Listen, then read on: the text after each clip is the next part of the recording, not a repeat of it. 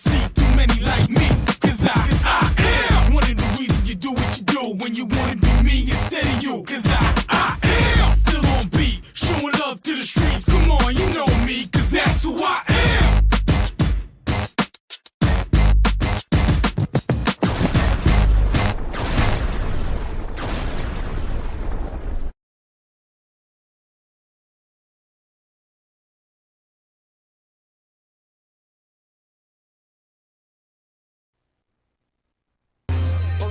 Team. We in the trenches. You like the water cooler. You be on the benches. Think your team better, but they lack skill. First snap, I leave your backs in the backfield. Your quarterback scared, I see it in his eyes. Set the receiver in motion, that's just a disguise. My linebackers, they stepping up. Clog the hole, no letting up. Taking on the big blocks. On fourth down, we get big stops. My secondary is balling out. Your offense keeps stalling out. How many yards? Like none at all. Come special teams, come punt the ball and it's gone. And you never see me fair catch. I get a block and then I'm gone like a Lear jet. My helmet on, pass strap tight.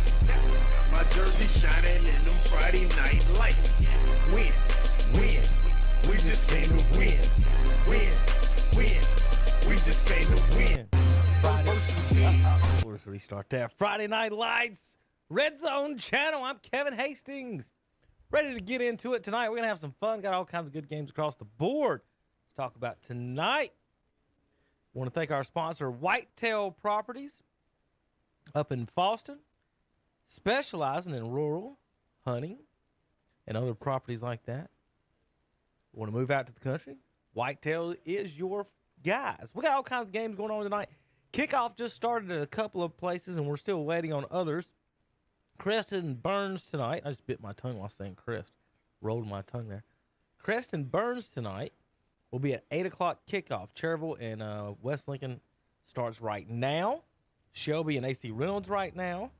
East Lincoln and Forest View right now. And then we'll have Chase and Kramer start at 8 and Crest at Burns start at 8 as well. So we're going to start here on KTC Broadcasting tonight with a few of our radio calls. We're going to start up at Chase tonight with Stuart Kramer and the Chase Trojans on WAGY. Let's see if I press all the buttons right here. Now, it's funny that you mentioned that, Paul. We've got throughout the county teams I know of, East and TC Robinson started at 7 o'clock tonight. Orange Central and South Caldwell starting at 7:30. And the night's game between Chase and Stuart Kramer was 8. So all across the board tonight. However, we'll keep you updated on all those scores later on. But, yeah, 8 p.m. kickoff tonight, and we look forward to calling this game. All right, that's the update over at Chase right now. That's Jonathan Bland with Paul Foster. They're going to have coverage of that game here in just a few moments. So we're going to start, actually, 6 on the play, so that's with East Lincoln. You're talking about ball control. Now they're back to where they're behind the chains at Forest View. This time 4 wide receivers, 3 to the top. Hill back, throws quickly. Receiver was not turned around to look for it. It falls behind him incomplete, and that'll be 4th down in a punting situation for Forest View. Number 9, Brody Hager, came in on the, looks like a linebacker, outside linebacker blitz. Forced Jackson to get rid of that ball before he wanted to. And Holland was running down the field, never turned his back around, so if there was a timing pattern involved, the rush disrupted it. He had to throw well before he was ready. Shropshire set to return.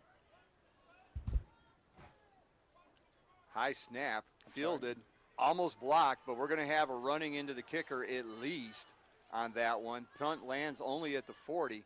It's touchdown at the 37. East Lincoln with good pressure up the middle, but they run into the kicker. It's a personal foul penalty. That'll be 15 yards and an automatic 1st down. Well, it's one way to keep possession of the ball is to have a little help from the East Lincoln defense. Never hurts. So the roughing call goes against the Mustangs. And let's see where they mark this.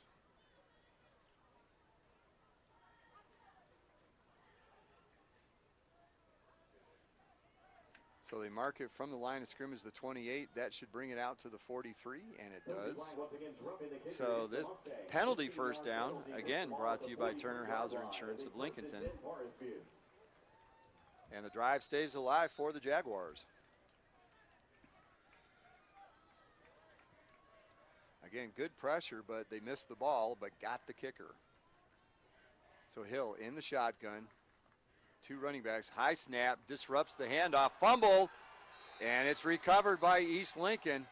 The same problem they had last year with turnovers, bites them again this year. Marcel Johnson, we'll call that name a lot tonight, number 0, recovers the fumble for East Lincoln. That's pretty close to where that punt ended up, even though they had the penalty. So it was really just let Forest View run one play and then got the ball where the punt went. Yeah, obviously that was disrupted by the high snap. The timing was off a little bit. Never really got it into the belly of the running back, and ball ended up on the ground. First down, East Lincoln. First down for East Lincoln in plus territory at the 41-yard line. You're right, that was about where the punt came down. So, in the shotgun, quick throw out to Jackson Beam. He's got it, tries to slip a tackle. Gets forward to the 38-yard line, gain of 3. Great tackle by number 21 for Forest View. I think that's Love, Paul Love. He, as we mentioned in the pregame, he had 6 tackles last week. And you can need him to be big, make sure he keeps these East Lincoln wideouts in front of him. It makes those kind of tackles. So the quarterback for East Lincoln now is Grant Lawless, the transfer from Miami, Oklahoma. It's spelled like Miami, but they don't pronounce it that way out there. Handoff up the middle to Chris Daly, the Deuce. And he doesn't get very far with that. Loses a yard on the play. Good pressure up the middle by Forest View on that one. Yeah, one of the returners for Forest View is Comer, and he made his presence felt on that one, and he shot up through that A-gap we mentioned and made a great tackle. 3 wide for East Lincoln to the right. Looking over the sideline, see what Matt Beam wants to call. Lawless goes up, makes a call to the lineman, and there's a snap. Quick throw out, Beam again on a slant pattern. He's got it, first down and more. He's down across the 20-yard line to the 18. Nice pitch and catch there. Threw it maybe 3 yards, but got a whole bunch. Therese Thames with the tackle on that one. Yeah, as we mentioned, East Lincoln wants to get that ball out quick, and that was a great little slant post pattern. Good completion, first down. Gain of 19 on the play, and we've got a whistle before it starts. Forest View already wants to slow down East Lincoln, and they call timeout. We'll keep it here. So I don't think this is going to be a very long timeout, because I think the Forest View coaches is like, hey, we got to make an adjustment. Watch this 14 kid. Beam's been open on 2 quick hitters, and they've already got a 3-yard and a 19-yard completion out of it. Yeah, I can't take these first half timeouts with you to the second half, so might as well use them to either stop momentum or save from a penalty. And probably a good call there by 17th year coach Medlin for Forest View. He's 2 wins away from 100, which is magic numbers a lot of times here in high school football. You have to be around a long time to get to that, or you have to have a program like Lubowitz has where you can rack up 16 wins in a season. Then the math adds up real fast.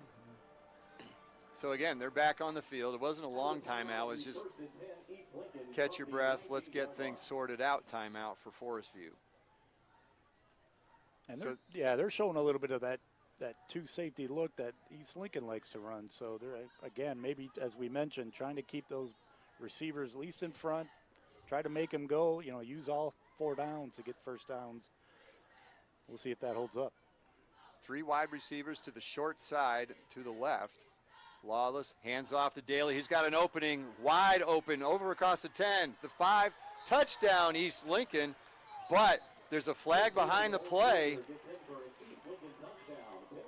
That's going to get called back, either a hold or a black on the back downfield. Yeah, it looks like Shropshire there, number 5 for East Lincoln, held on a little too long. If he would have just held his position and just kind of shadowed him, Daly was going to the house either So way. let's see. Daly gets credit of running down to the 3-yard line. So he gets a gain of 16 on that. Here's where you got to figure everything out. Then they'll tack the penalty onto that. So that's already 2 penalties for 25 yards against East Lincoln. But when they get done here, they will have, so a net on that play. They do get the ball at the 13-yard line, so it's a 10-yard penalty. So it'll be 1st and 4. You don't normally see that outside a goal to go. So it's going to be 1st and 4 from the 13. Points come off the board. Still no score, 8:11 to go in the first quarter. But East Lincoln driving after the Forest View fumble. 2 wide each side. Linebacker cheats up, then steps back. And that's going to be Play clock, I play believe. clock violation. Yeah, taking a little bit of time to get the play call in, so we'll see if I'm not That sure picks if up it a little changed it. The middle linebacker ran up to the line of scrimmage and then ran back. I wonder if that threw a little monkey wrench in the plans there. So 1st and 9. Lawless under pressure, and he's sacked in the backfield. Good penetration by the Forest View defense. They bring Lawless down at the 27-yard line. That's going to be a loss of 14 on the play. we mentioned, again, key player for Forest View. That was Comer, who's switched to number 55 this week from number 5. But, yeah, he came in on that blitz up through that A-gap. Lawless didn't have much time to throw it on that one. So it'll be 2nd down and 18. 10 on the play clock. Snap. Lawless rolls out to his left. Looking downfield, keeps it, and gets tackled for another loss. This one not quite as big, but yet another loss on the play. No one was open downfield. Good coverage. Yeah, Comer came on the blitz, but put him right into the other linebacker, Drisden Dunlap for Forest View. Able to contain him and make sure that there was no gain on that play. And actually a loss of 1. So would that go as a sack or not? Because he looked like he was looking to pass. So probably call that a sack. 2nd one in 2 plays for Forest View. And after it looked like East Lincoln was going to get on the board quickly, now they've put the bus in reverse. And they're at the 28-yard line. Clock is already down to 3.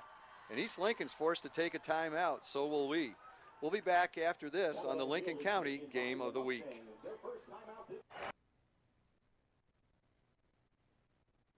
Reception on 3rd and 15. And that's Huge another play. CSI mechanical first down. Nice pass by Farmer, and now Tate on 1st down. Gets a tiny hole, then he's hit really hard by the linebacker. Actually, that's the DB number 4,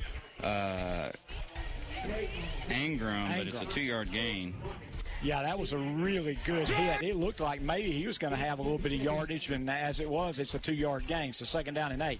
We're down to 6 minutes, so we're halfway through the first quarter. There's no score. Golden Lions on the drive on their own 45. 2nd down, 8 in motion goes Bridges, and pressure from the backside. Farmer gets it off. It's complete to Bridges. It was on a drag route, and he's into AC Reynolds territory, slung out of bounds late. Yeah, I don't No understand call. why there's not a call on that. He was 3 yards out of bounds, and they threw him down to the ground, but that's going to be another CSI mechanical first down. So that's a gain of 15 on 2nd down and 8, and another CSI mechanical first down, as now Farmer and Bridges starting to get a little rhythm going in the passing game. Shelby down to the Rocket 40-yard line. Tate off right tackle, got good room. He's across inside the 35 all the way down to the 31. That's a 9-yard run.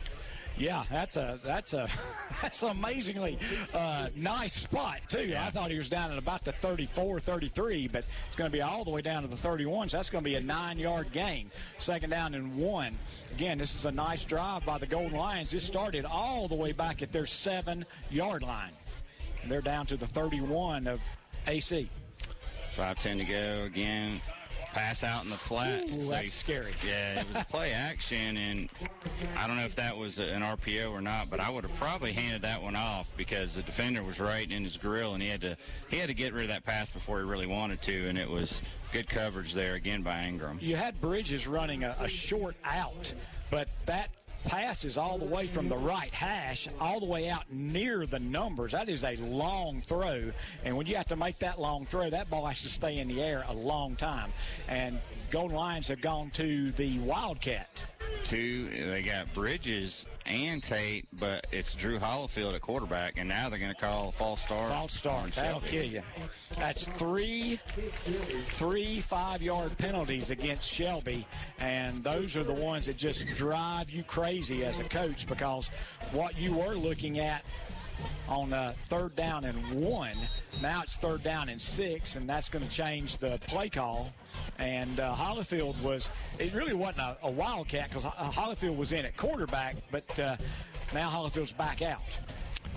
4 receivers set. Farmer to throw. He looks left, throws it left, and it's through the arms of Falls, but I don't think it was intended for him, and then through the arms of Bridges. So 2 guys had a chance to catch that one. Neither one pulled it in, and it's 4th down and 6. And I think Shelby's in a situation where either decision could be fine. I think they're going to bring the punt team in, and again, if it was 4th and 1, I think they'd be going for it, and those 5-yard penalties are hard to overcome. And our penalties, again, are sponsored by Butler's Tire and Auto of Kings Mountain. Only 3 penalties, and they've all been on the Golden Lions, all of the 5-yard variety.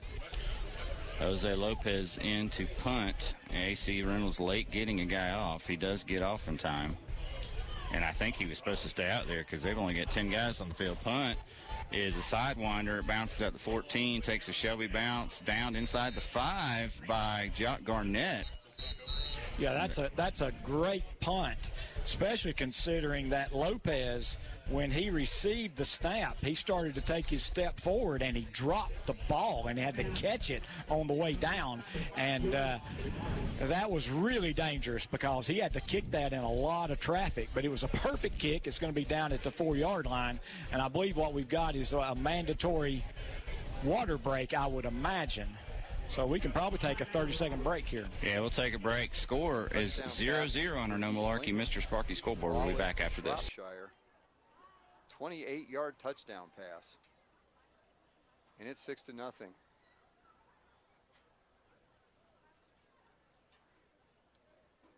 Still some confusion out here as to where they're gonna assess the penalty. As of right now, they're marking it at the 3-yard line for the normal PAT or conversion, depending on what the offense wants to do. The referee came over and talked to Coach Medlin there for a bit, so maybe we'll see what's going on here. And Lawless is coming back on the field, so I think they're going to mark it off far enough back. East Lincoln's figuring they don't want to kick it that far. So they assess the 15-yard penalty on the conversion. So we're going to have a conversion attempt brought to you by James River Equipment of Shelby. And it looks like it's going to be a 2-point conversion attempt from the 18-yard line. Well, you just scored from the 28. What's 18 yards? Interesting here that they got the middle linebacker, Comer, who we've mentioned a few times already, back playing safety. Can you drop kick an extra point? Maybe he's waiting for that. I don't think they've got Doug Flutie. Doug Flutie, I think, was the last person to attempt that. Lawless back, throws. He's going for the corner of the end zone for L.J. Forney. That falls incomplete. So the conversion is no good. And on the First Federal Savings Bank scoreboard, it's East Lincoln 6, Forest View 0. We'll be back after this timeout on the Lincoln County Game of the Week.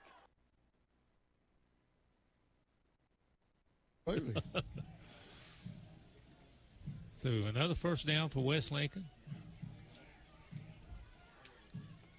Hand off up to, a fake, and this time keeper by Allen gets to the outside, got running room, breaks in the secondary, and is close to the goal line right at the corner, and he's knocked out he's knocked out at maybe the. See where they're going to mark it. A 28-yard run by. No, it was they signaled touchdown, Danny. He did get in right in the corner of the end zone, right where the flag is. Okay, they did signal touchdown. Okay. So they're lining up now. Looks like they're going to go for the 2-point conversion rather than the PAT. Touchdown coming at 2:27 mark, first quarter. Here's a handoff to number 4, and he's got plenty of running room. Goes in the end zone for the 2-point conversion. That's Jalen Winnick with the 2-point conversion. And so on the No Malarkey, Mr. Sparky scoreboard, West Lincoln Rebels lead 14-0. We'll be back on KTC Broadcasting after this timeout. Don't be afraid. It's only Dr. Beast, the Dr. Beast duct cleaning machine from Shelby Heating and Air. He's a friendly beast. Short pass and big play here. Shelby D can get some penetration here and stop them. Craig throws it. He does have Johnson again. He breaks the first tackle, but they're going to get him shy of the first down, Jeff. I think it's going to be no gain. Yeah, that's going to be no gain at all, and that was a really nice job. Camden McGill along with, I think that was number 51. Is that number 51? Yeah, and 13. Landon Hill, he came out there and helped too from his nose guard position. So that's going to be 4th down and 1, and Shelby's got to make sure they don't jump off sides on 4th and 1. So that pass was completed, and I believe McGill was there and slowed him up, and then L.J. Watkins and McNeely got over there and finished him off for no gain. And punting out of their own end zone, it'll be Satalia, and he gets off. Whoa, what a shot. He turns it over and running backwards and catches it on the run as Bridges at the Shelby 40. He turns it up and gets about a 7-yard return out of it. So a great job by Isaiah Bridges, because that could have been one of those punts that bounced and just bounced forever, and yeah, he caught that over his shoulder. That's going to be a 45-yard punt, and but the Golden Lions are going to have it near midfield with 2 minutes and 24 seconds left here in the first quarter. No score on the No Malarkey Mr. Sparky scoreboard. Shelby's going to have it on their own 47-yard line. So both defenses playing very well so far early. Very similar game to AC's game with West Forsyth last week, an 8-7 loss, and handoff, and that looked like Jalen Tate, maybe number 12. Let's get the number. Yeah, he's going to pick up 2 yards. That is number 12. So Jalen Tate in now for Tristan Tate at running back, and gets 2 yards. 2nd down and 8.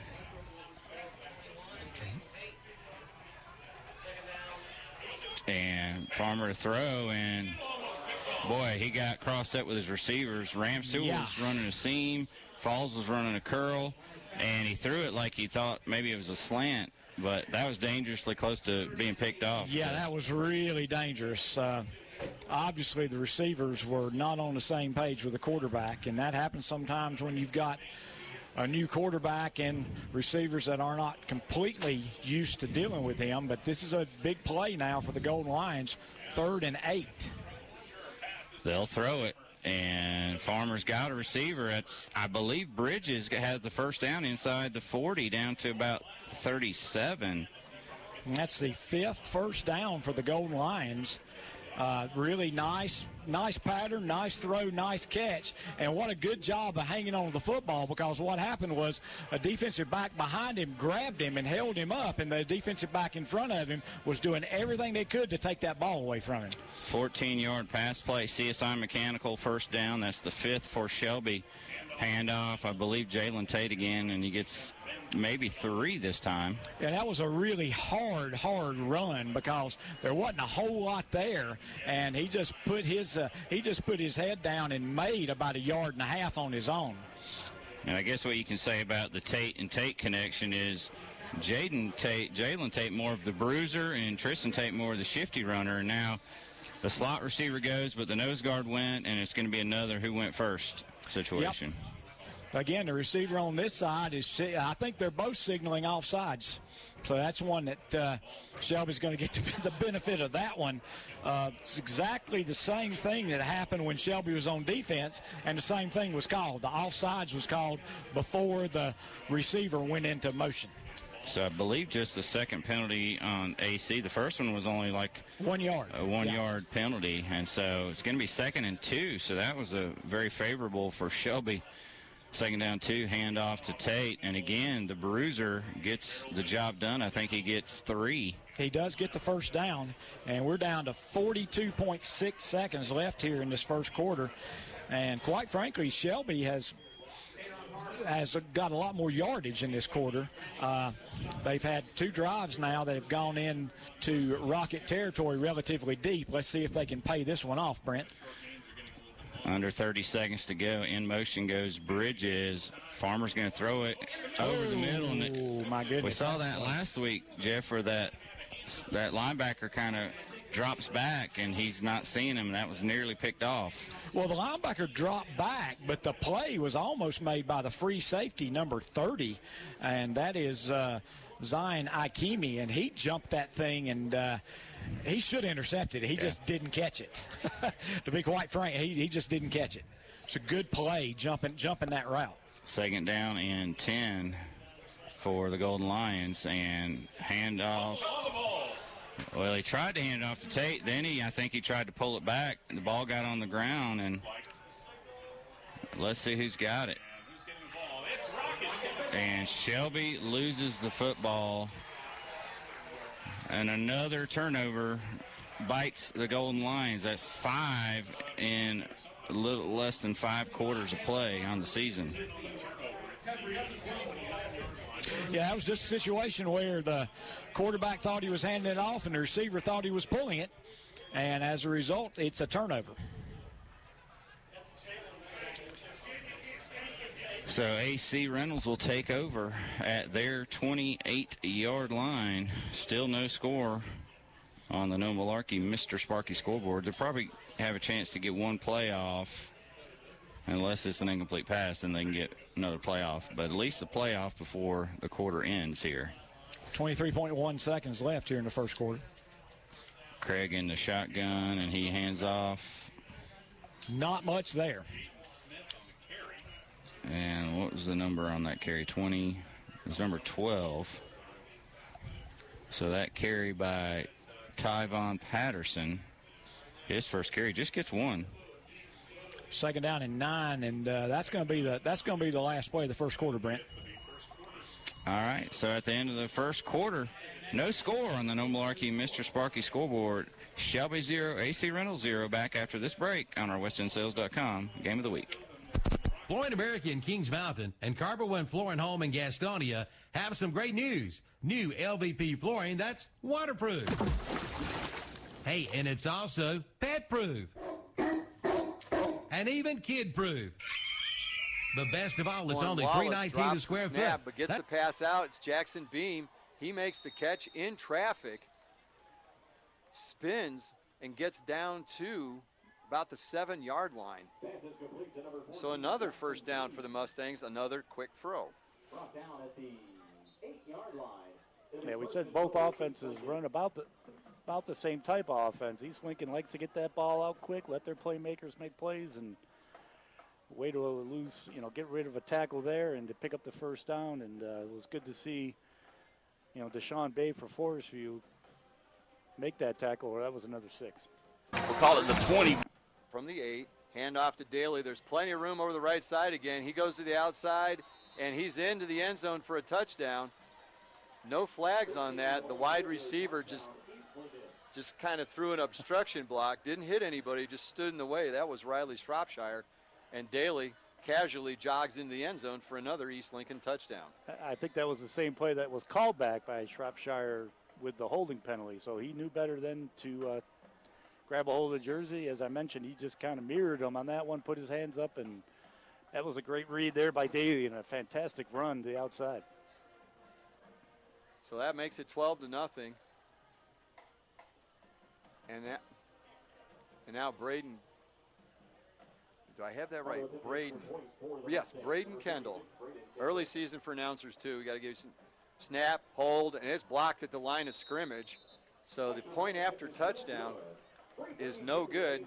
And on the First Federal Savings scoreboard, it's East Lincoln 12, Forest View 0. We'll be back after this timeout on the Lincoln County Game of the Week. Right. Well, Michael was probably there. Right. Who are you going to yeah. call? Budbusters since 1990. Looking for somebody deep. Mountaineer trying to get pressure. He's a free and goes across the 35. Johnny Deschanette, the quarterback, up to the 40. Melton again on the tackle. They're running a little tempo like we do, it Yeah. looks like. We should be fine with that. We practice against it every day. Right. Quick pass out. Great Good. play by Howells. Nowhere to go. Mountaineers all over him. Howells and Fat Right. are there, Yeah. along with Eli Lipscomb. That's a great play on the little zero hitch right there. Kamari Howell stayed at home. Excellent discipline. He's up 2nd and 13.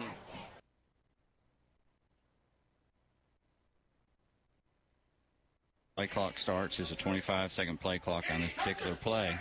And you got 2 receivers right, 1 receiver left, a tight end in there, 1 running back. Craig's going to roll to his right, and he gets heavy pressure. He goes down for the sack. That's going to be 5, Drew Hollifield, along with number, I believe it's 16, Stephon Jennings. Nice sack that time. Good pressure immediately, and quarterback got away to begin with from Jennings, but then it was finished off by Hollifield. So 4th down's going to bring up another punting situation, 4th and 14 after that 7-yard sack. Isaiah Bridges back deep again. And I'm going to have to get whether that's a 15 or 16. If it was 15, it was Cameron Tate. If it was 16, it was Stephon Jennings. Good punt, fielded by Bridges at the 28. He's up to the 40. He's horse-collared, Jeff. Yeah, that's going to be 15 more. Yeah, it's going to be a return up to the Shelby 40 and then probably tack on 15. Yeah, that's a really good roll, good bounce, and so that was a 47-yard punt. But then he grabbed it on the run, and then they horse-collared him right around the 37 to the 40, somewhere in there. So it's just a question of where it's going to be. The horse collar is the call. So the question is it from the 40 or is it from the 37? It is from the 37. So that's a 15-yard penalty. And again, those penalties are sponsored by Butler's Tire and Auto of Kings Mountain. And it'll be a 1st down for the Golden Lions, and this time they're going to start in Rocket territory. Now, this is the 3rd time that Shelby's been in AC Reynolds Rocket territory, but they haven't been able to score yet. And here's a good time. 10:30 left here in the 2nd quarter. At the 48 of AC, 1st down, handoff, Tate. Boy, he's dancing around, and now he does a spin move, and he's going to get about 6, where it was going to be a minus 2-yard run, and he made all that on his own. Really, really good. Let's call it maybe a 5.5-yard run. And like I said, that's a great 5-yard run. 2nd down and 5 for the Golden Lions. We're at 10 minutes left here in the 2nd quarter. No score. Shelby in AC Reynolds territory at the 43-yard line. Low-scoring affair here.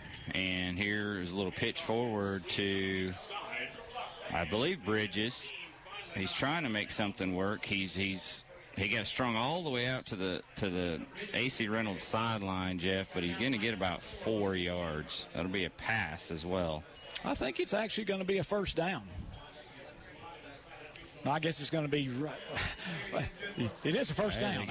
They were not signaling 1st down, but it was beyond the line to gain, so that's going to be a pass for a 1st down. 5-yard gain again, Bridges. For a second, thought that might be roughing the passer, but instead it's a 10-yard penalty.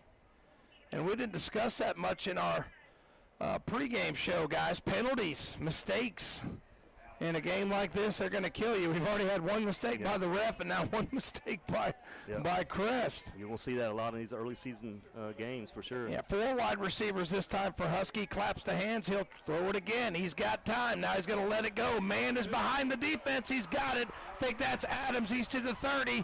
He's going to take it to the house. That's going to be a 79-yard touchdown for the Chargers. Yeah, deep ball to Malachi Addison for Crest. Had him beat by a couple steps there. That was Addison. Addison was behind the defense, and nobody was really near him. He had about a 5-yard cushion, and Husky dropped it in the bucket. That's one of the things, guys, we talked about with this Crest team. They're going to spread you out. They're going to want to put the ball down the field to athletes. That's what they did there. Right quick, guys, update. Thanks to R.J. Roop, 0-0 going to the second quarter. Shelby and AC Reynolds. So here it is 6-0 on your on your Wright's Jewelry scoreboard. And extra point brought to you by Neal & Cole. Touchdown brought to you by Numbers Bookkeeping. So here comes the extra point. Snap back, down, and it's up, and it's right down Broadway. So let's play number 1, and we'll be right back. If you need fireworks for your event, then call on Contracted Power.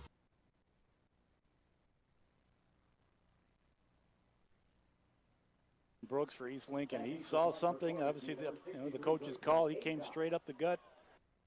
6-yard line, which would have been a first down. So Daly gets credit to the 36. That's a gain of 11 for him. And then the first penalty of the night is unsportsmanlike conduct against Forest View. That'll be 15 yards. And here we go. East Lincoln just outside the red zone. First down at the 21-yard line. Anytime you're playing a team like East Lincoln, can't make mistakes, can't make silly penalties. Forest View is just shooting themselves in the foot here. A turnover. They get a roughing the kicker and then fumble it on the next play. I mean, it's just nothing has gone right. Handoff, Daly up the middle. A little trouble on the exchange, but he manages to squeak out a couple yards. Again, 55 Comer came off the edge, but Daly ran right into 65 on the defensive line, rather. For Forest View, that was Case Phillips. That one collapsed pretty quick. Even with the misplay in the backfield, the defense did collapse that line pretty quickly. Second down and 9 from the 20. Lawless back, looks, throws down the sideline. We've got Shropshire breaking it off to the outside, Beam going to the inside, and the pass going to the corner. Nobody home. And we mentioned 2 deep safeties. Like I said, everybody thinks that's sort of a passing defense, but when they do pass, that middle of the field's wide open. So it looked like Beam was thinking, yeah, that post would have been open. A little miscommunication between Lawless and Beam there. But again, 2 safeties doesn't necessarily mean it's a passing defense, because they can get up and fill those lanes pretty much from outside the defensive end or outside the offensive tackles. But again, everybody's got to be disciplined. Corners usually take that part of the field from the hashes out to the sideline. So we'll see how that works moving forward. Play clock down the 2, but they get it off and probably wish they hadn't. Lawless takes the snap. There's nothing there as Forest View shoots the gaps quickly, brings him down in the backfield. Back to the 25, loss of 5. We're going to mention Johnson for East Lincoln on the defensive side, but we've mentioned Comer a bunch of times here for Forest View. I have him down for 2 solo tackles, 2 assisted tackles, and a sack. So he's been all over the field here for Forest View. The one bright spot early on here in the game. We're down to the final minute of the first quarter finally, and East Lincoln takes a timeout. It's 4th down. We'll be back with that right after this on the Lincoln County Game of the Week. I hate to do that. Say goodbye.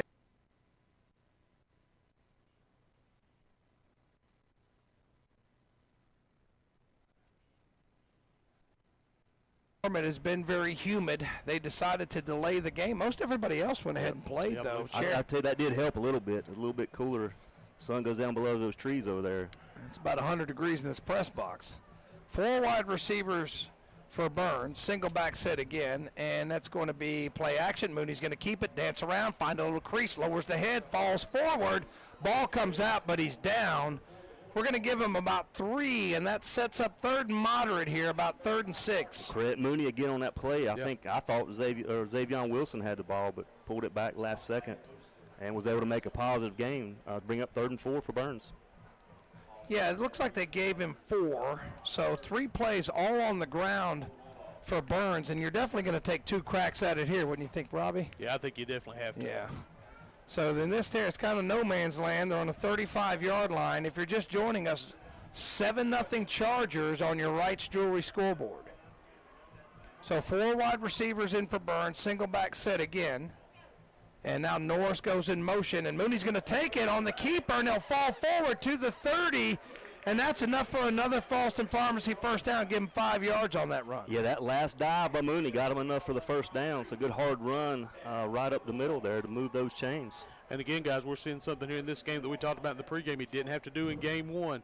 He's able to use those legs a little more here tonight, Mooney is. You know what, Robbie? It's funny. It's already been 3 or 4 times he had the ball. Only did it twice the whole last game. That's great. So Coach Diamond, the offensive coordinator, has seen something on tape, and he likes it in this game. So they've done it 4 times. Shotgun, toss, and that's Norris. He's to the 30, falls forward.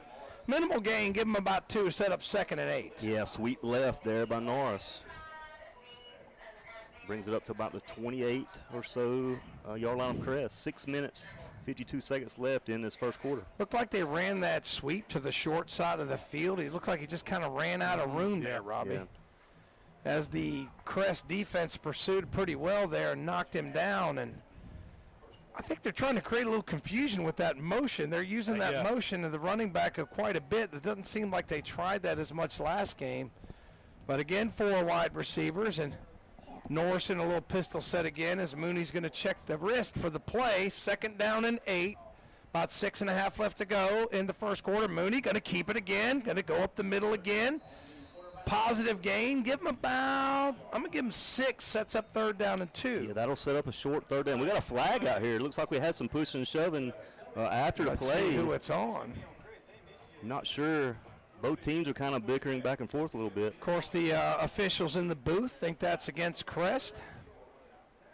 Let's see what the real ones have to say. And they're going to talk about it. It could be offsetting. A lot of times you see that, and they call it on both teams. You're right. Let's see. And they're still waiting. And we're waiting. Really moving there. We're waiting on the telegram. And I think it looks like they're going to mark it where Mooney was tackled. I don't know. The referee's standing like he's going to mark off a penalty. There he goes. He's going to mark off a penalty from the 21 to the 11-yard line. So they're going to do half the distance. That's a 10-yard penalty against the Chargers. Yeah, big break there for Burns. And that's going to be a Falston Pharmacy first down, albeit by the penalty. And now Burns is inside the red zone to the 11.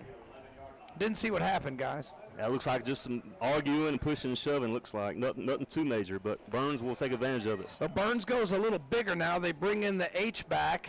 Now Norris beside Mooney to his right. So they're going to go with a little bit more power approach here, closer to the goal line, and then they throw it, of course, over the middle slant, a little bit behind the receiver and incomplete. Yeah, pass intended for Johnny Johnson, a little slant to the left side. Incomplete, bring up 2nd down. Looked like 6. Was that 6 on the coverage or 5, Robbie? I believe it was 5. I think that was rough. Yeah, He hit him right as he was about to catch it. Now Burns can still get another first down at the 1, but this is almost essentially like a 1st and goal situation. Yeah, absolutely. 2nd and goal. So 2nd down 10 is Mooney chatting it up with the coaches there, trying to figure out what they're going to do here. They're going to leave that same formation in there. See Marshall McGowan over there is that H-back, bringing in a little extra beef. Let's see if they go power. They'll try it. Norris up the middle. He's got some room. He takes on a tackler. He falls forward. And it's interesting. He's close to a first down. He got about 9. What a run there by Jeremiah Norris up the middle. Was patient, followed his blockers. A good hard run to set up a 3rd and 2. Here's his first quarter. Yeah, I give him about 8 on that. Is that what you gave him, Joe? Did you give him 8? Another run. Here comes Norris. Bounces it the other way. He's going to try to get the corner. Falls forward. It's going to depend on the spot. He's wrestled down right about the 1. Not sure where they're going to mark him. They're going to mark him, I think, at the 2. That's not a first down if that's where they mark him. Now they're going to mark him inside the 2 to the 1. So it's going to be right close to a first down. They might bring out the chains for this one, Tom. Let's see. I would ask for a measurement if I'm Coach Devine. They're calling it a full yard short. Well, I'm sure Burns will go for it here. So big time, 4th and 1. 4th down and 1, and Mooney brings them up quickly, keeping that same personnel package in the game. And he's got the snap. He'll take it himself, runs up the middle into the end zone for a numbers bookkeeping touchdown. Yeah, Mooney kept it right up the middle. Good blocking. Caleb Bird and guys along the way to set up the Burns touchdown.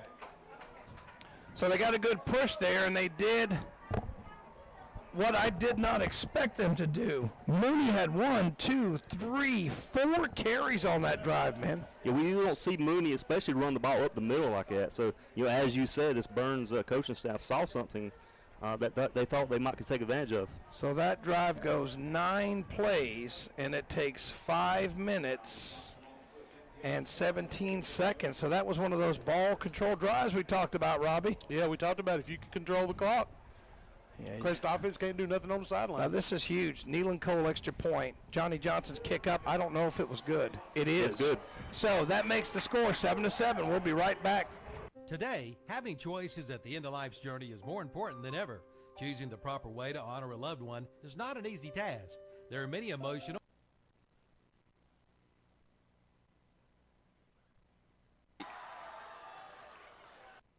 and carved him up on the first possession with that option. It takes a little getting used to. And then after that, North Lincoln really did nothing.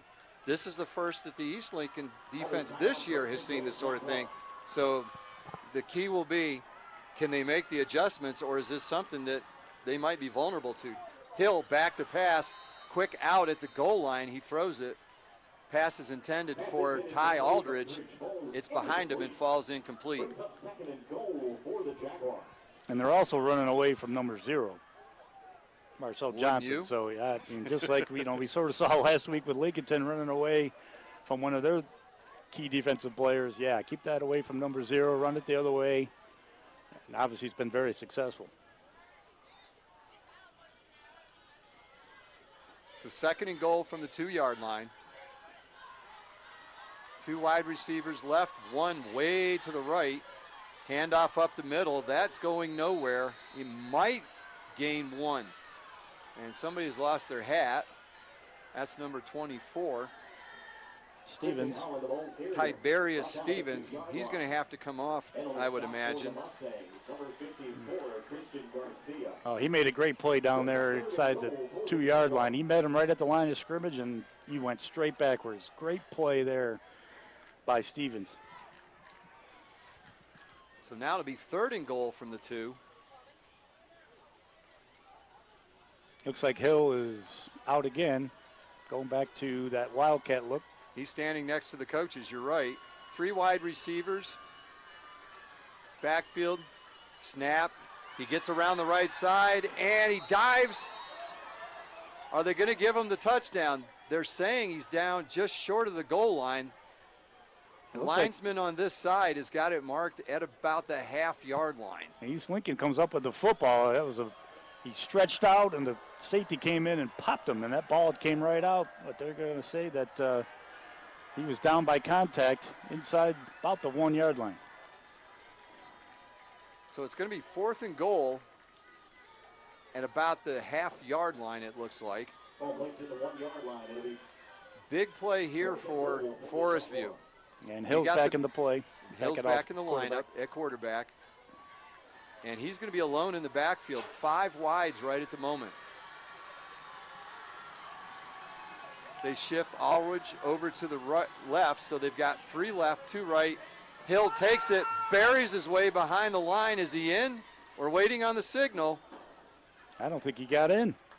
They are not showing him in the end zone. I've seen no signal for touchdown yet. The ball's back at the 8-yard line. East Lincoln players, of course, are saying, he didn't get in, he didn't get in. And now that 20 seconds later, they finally signal touchdown. East Lincoln, of course, is not happy about it, and a flag flies. I still have not seen There's not a been call a signal. by the official. There has not been a signal for a touchdown.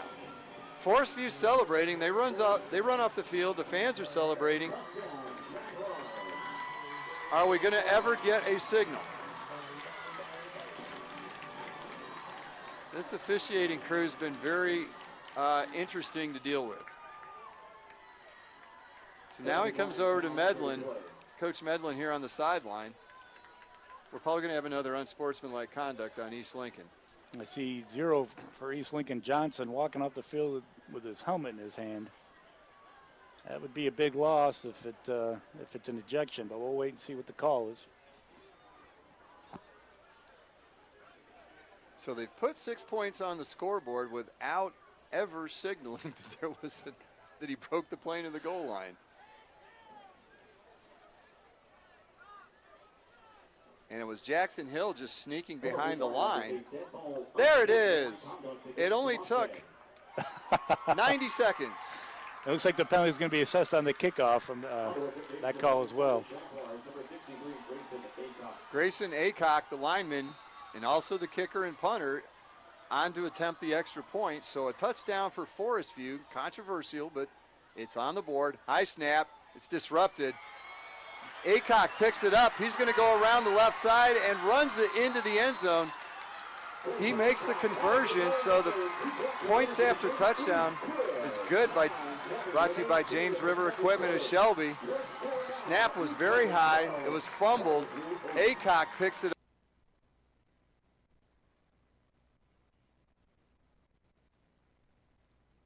Top of the press box, but it's only about 8 feet off the ground, the roof. Yeah, So correct. We're close. Very close. Zolo looks to pass. Finds a Good pass, receiver. good pass, good catch. Completion. Is that fat, Yeah, 13? right to fat. Good pass, good catch. Good 7-yard pass play.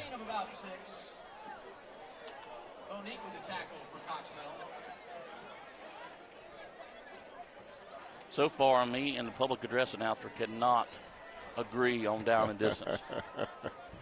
Well, if he's keeping it shorter, we're going with him. Good We run. got a hole right up through Good the middle. run. The Mountaineers able to take it across the 35 to get a first down.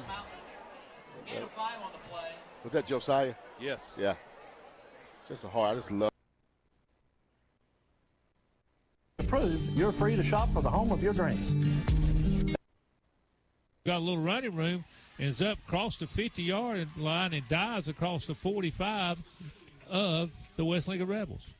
And that is a medical center pharmacy first down for Cherryville. That's a 17-yard pickup by Sewell. That's the second completed pass tonight by Josh Ward. And Sewell's he's pretty shifty, Danny. If you get him out in space, he can do some damage. Well, you saw that last week, I we think. did. Yeah. We saw what he did last week. And that's one way to do it. So that swing pass out to the flat. Wide receiver to the far side. And the hand up off the middle. And 21 for the Rebels got good running room. A gain of about 9 yards, it looks like. That's Weston Bowers. The hole opened quickly right off tackle. And like you said, he did not get the first down, but he is within a couple of yards. Yeah, I'll give him 8 on the play. Second 2. That's 4 carries for the young man for 19 yards, Weston Bowers. So the Ironman up to the line of scrimmage. Ward handing off. Another hole went to the left of tackle, and that's taken over for a first down, passed over the 30-yard line. That's 5-yard gain and another first down.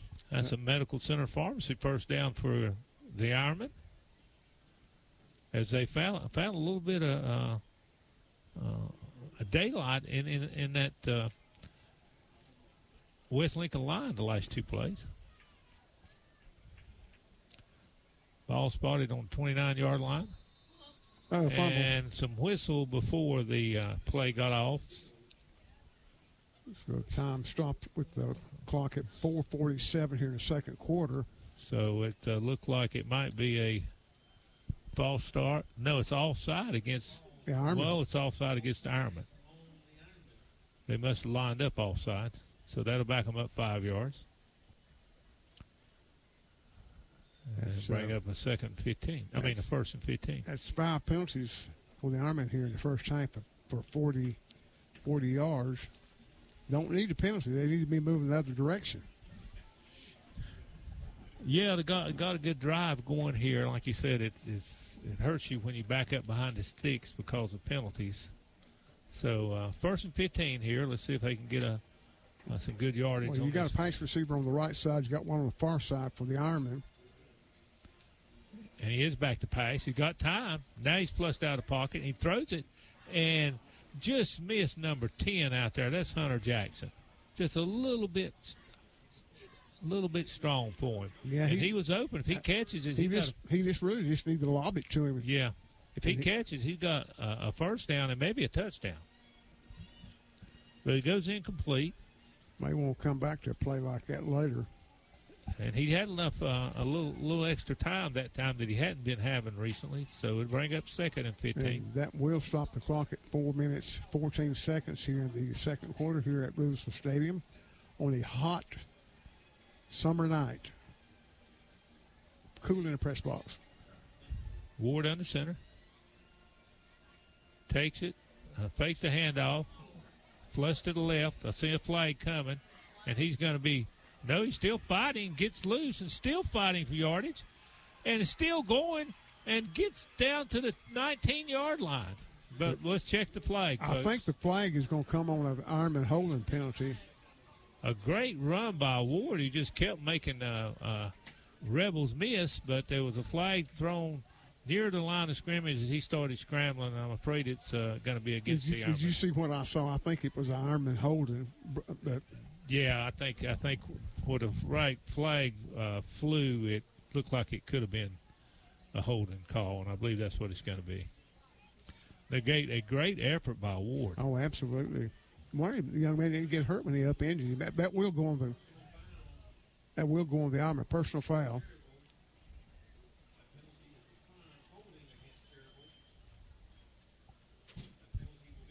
Personal foul and a holding penalty.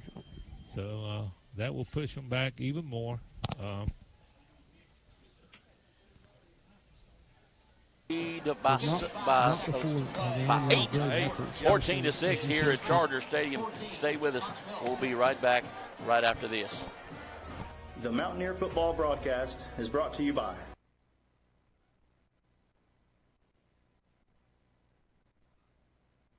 They moved the ball back all the way to the 40-yard line. So because of where the penalty was, they actually gained 2 yards on the play. 2nd and 1. So 2nd and 1 from the 40 after the 2-yard penalty-infused play. And now in the backfield, Lawless hands off. Who's back there? Is it Johnson? He's been doing some fullback duties back there as well, so we can't see who it is. That Roseboro, number 4? That's what it looks like. It may have been Roseboro, number 4, with the carry. And he'll have a Turner Hauser Insurance first down as he gets out to the 46-yard line, gain of 6. Comer for Forest View had been off for a couple plays. Again, it might have just been that heat. I don't know if he's going both ways or not. But he's been all over the field for Forest View, and a great tackle after that. The running back looks to be 92, or is that 32 for East Lincoln? Lawless holds it, throws. He double clutched. He was looking for Beam on a slant pattern again, and the double clutch brought some coverage. Pass intended for Jackson Beam falls incomplete. And on the coverage for Joshua Howard might have got an interception there, but his own player kind of hit him and knocked the ball loose. Or that might have been an interception, and then he might have got some yardage after that one, as there wasn't many East Lincoln players in front of him. That looks like 32's come into the game in the backfield. That's C.J. Holler. He's listed as a running back. C.J. has quite the locks down the back, so we're having trouble seeing the number if that is C.J. High snap, handoff to Forney on the reverse. He comes around the left side, stutter steps, but is unable to get away from the Forest View defense. And we've got another flag behind the play. Beam and number 21, Paul Love, were locked up downfield. Beam had his helmet removed by Love.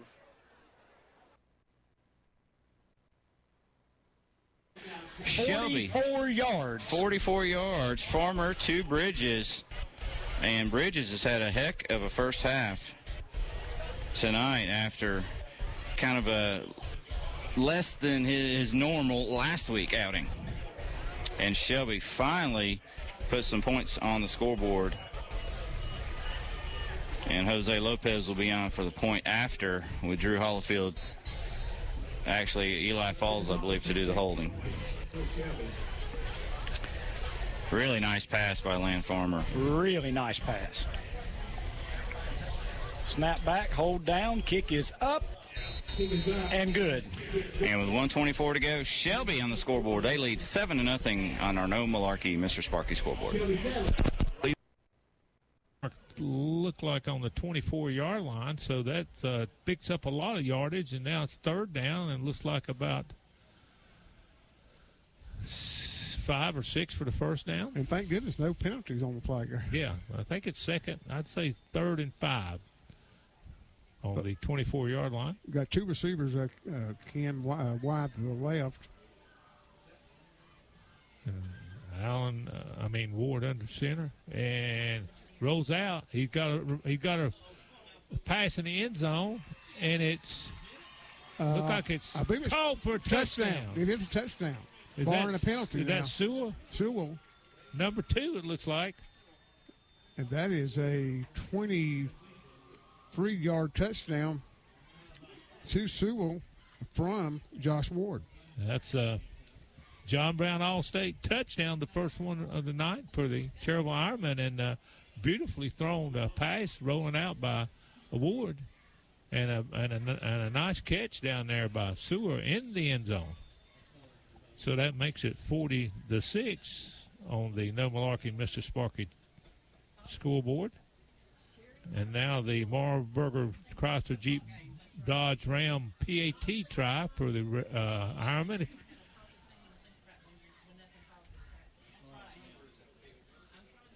And here's the snap. It's down, and here's the kick. And it's good. And that comes off the foot of Marlon Gomez, Ken. So that makes it 40-7 in favor of West Lincoln Rebels on the No Malarkey Mr. Sparky scoreboard. We'll be back after these messages. Hey, look, it's Gary Dallinger with Dallinger. Okay. Well, I'm impressed to see him on the field for the first time tonight. He grabs that ball and takes care of business. And it looks like Chase is again going to line up for a 2-point conversion. They have just been able to get within one. It's now 14-13, and they've decided to go for 2 again, which, of course, would enable them to be able to take the lead. There's the snap. It appears to be Mosley again. Yeah, he'll do it, folks. He just breaks away to the right side of the formation. Nobody for Stuart Kramer touched him, and he's in, and Chase goes back on top. Yeah, I think Chase just said, hey, Jahari Moses is the best player out here, the fastest player. They put him in and pack everybody in the box, but they're going to run inside. They just bust it to the left or the right, depending on leading the defense there. Jahari Moses goes and gets it for him. On the Stanton Enterprise McDonald scoreboard, Chase back up. It's now 16-14. They actually take a 2-point lead here in our contest. This is the Friendship Family Dealership Game of the Week, and we'll be back at Chase right after this timeout on Downtown Radio. Attention, friends and customers of the drop-in food stores. As promised, they have a bunch of great specials. And Surratt comes in motion. He'll get the little jet sweep and works his way around. Now he's got a quick. There he goes. 40, 45, 50. There he goes. 40. Finally tripped up from behind all the way to the 36-yard line. Give him 19 plus 14 19 plus 14 is 33, Joe, I think. Kamari Surratt with the run around the right side. Man, he about broke that free, man. Yeah, he did. Shoestring tackle. Couldn't see who got him, Robbie. Did you? I could not tell, guys, on that far side. I think that might have been Surratt on the tackle as well. It would make sense on that side over there. Yeah. So Surratt's going to come get a breather. He's going to come get a breather after that one. And Coach Diamond sending in some signals. And 31 seconds left to go. 3 wide receivers, 4 wide receivers in for Burns. Again, single back set with Norris. Now Norris will come to Mooney's right. And now I think we got a timeout. Burns is going to call timeout, I believe. The play clock might have been running out. Let's see. Or it's going to be a 5-yard penalty against the Burns. And that is the first penalty against the Bulldogs tonight. Well, I saw Coach Devine trying to call for it. I don't think he's too happy that he didn't get it. But he has not been happy since the first play. Yeah. First down and 15 now as Burns now behind the sticks. Has 3 wide receivers right, 1 to the left, and Mooney's got it. He'll try the right side. Knocked in the backfield for a big loss. He'll lose about 5. That's Allen on the tackle there for Crest. And that should close out the first quarter. All right, so at the end of 1, it's 14-7 Chargers. We'll be back in just a minute. Since 1968, Putnam Distributors in Patterson Springs has been serving this area. Yards lost there. Including oil.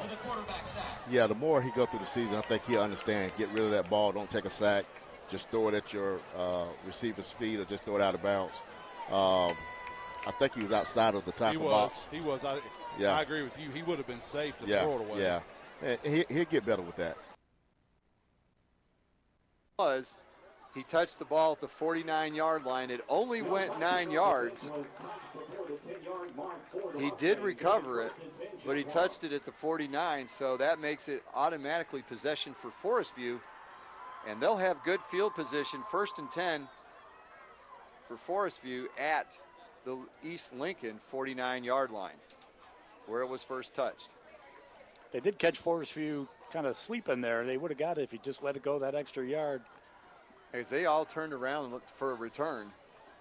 He had another 4 or 5 yards before there was anybody. He just had to wait, but didn't. Looks like Howard again in the Wildcat. They've had some success with this. Got a touchdown out of it. Howard makes the pitch out to Howland. Howland gets about 5 yards, gets blasted. 55 Brooks for East Lincoln. Mentioned the backs for Forest View aren't very big. 7, opening of the second quarter. Yeah, we hadn't seen Ben Mooney throw the ball downfield yet, so wouldn't be surprised to see that here pretty soon. Triple wide receivers right. Mooney's got it. Fakes the pitch. Rolls to his left. Got some time. Lets it go. Man is out there. Warlick, but it's underthrown and tipped away and nearly intercepted as Mooney tried to throw it back to his right and just didn't have enough on it. Yeah, but Warlick had to come back to the ball. Luckily, it wasn't intercepted there by, I think that was 5 Rough. Yeah, that's Rough. Yep. But I knew at some point we would see that play. It was just a matter of time. So it is now 3rd down and a ton. And 3rd down and 20 for Burns. And, you probably, if you get half of it here, you might go for it. You go for it on 4th. If you don't get anything, I say you got to punt the football. And you don't want to punt the football to Crest. They've touched it twice. They've scored twice. Their last drive, 8 plays, 67 yards, 3:17 off the clock, but they really had 97 yards. They had 30 yards in penalties. Mooney back, running out of time, sets up the screen. It might be there. There it is, Norris. He's to the 40, 35, 30. There he goes, 25, 20, 15, 10, 5, touchdown! And there's a flag down. Oh, my gosh. My brother tried to say a mysterious flag a while ago. Man. And we've got another one there as, let's see what the flag is. It might, is it on Crest? A big-time catch and touchdown by Norris if it's against Crest. Let's see, because it looked like our guys were like waving like no pen, like decline the penalty. Well, let's see as officials converge. And I'll tell you what, you got some guts to throw that flag. Man. And it's going to be marked off against the Bulldogs, and we're going to do it again. So that's going to negate The Norris touchdown. And we've had no signal of what the penalty was. So they called a block in the back, so that's going to be a 10-yard penalty against Burns. There was something against Chris guys because he just motioned. It was offsetting. Okay, so we've got offsetting penalties. And we'll just do it again. What was the call? Was it holding against Burns? Yeah, blocking the back against Burns. Okay. Blocking the back some against kind Burns. of penalty against Crest. I wasn't sure what it was, but man, that's a tough call to make. We're gonna man. That takes it off the board. That negates an excellent catch and TD run there by Jeremiah Norris. So 3 wide receivers to the left, 1 to the right, 2 to the right. Empty set for Burns here on 3rd down and an Uber. Mooney's got it. He looks. He rolls to his right. He's still got time. Fires. Man's there. What a got catch. it. And that's going to be Surratt on the catch, who's going to move it to the 31. That's a gain of about 14. And like you said, Tom, this puts you in. Now you can go for it. Go for it here. Yeah. Nice diving catch there by Surratt to bring up, let's say, about 4th and 6, I think. Yeah, give a little credit for Mooney to keeping that play alive as he extended the play by rolling to his right and then hitting Surratt. I tell you what, if he leads him just a little bit less, Surratt might still be running, but still, 14-yard gain, big 4th down here, 4th and 6. And that's going to be. They may have got the lineman over here, guys. He came up. We had a guy move too. Yeah, that's why. And that's going to be against us. Yep. That's had what he I thought. stayed, man, you'd have got Crest on offsides. Yep. Man. Well, this will be an interesting call to see if Coach Devine goes for it here. They're going to keep him on the field. Yeah, I think you have to. Keep him on the field. They're not going to punt here. With the field position they had, I think it's the right call. Yeah, absolutely. 4th down and 10 as I tell you what, man, that hurts. That changes the dynamic of that play, man. You go from 4th and 6 now to 4th and 11. So now you're behind the sticks on 4th down on the 37-yard line. Down 14-7. Huge play as Mooney's got it. He's got a little time. Now he's going to step up. Now he's going to go 30, 25. He's on his feet. He's got the 1st down and more all the way down to the 12-yard line. That's a Falston Pharmacy 1st down. Big time run. Ben Mooney dropped back, didn't have nothing open. Pulled it down and ran for the 1st down. Looks like inside the red zone for Burns. So it's to the 12, giving 25 yards. Talked about both these quarterbacks, guys. If they break contain, you've got to be there. And we saw right there, prime example from Mooney. That's showing that 4 or 5 speed there, yeah, Robbie. Absolutely. Yep. Garner Webb commit. Yes. Ben Mooney.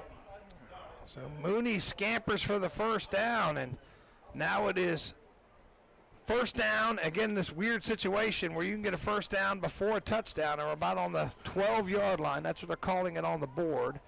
And it's Norris, and he's got a little crease, falls forward. Depends on where they spot it. It's going to be somewhere around the 5-yard line, and Wilson's going to come in to spell him. And here comes Marshall McGowan and some more beef. As I think that's Parrott, 52, coming in.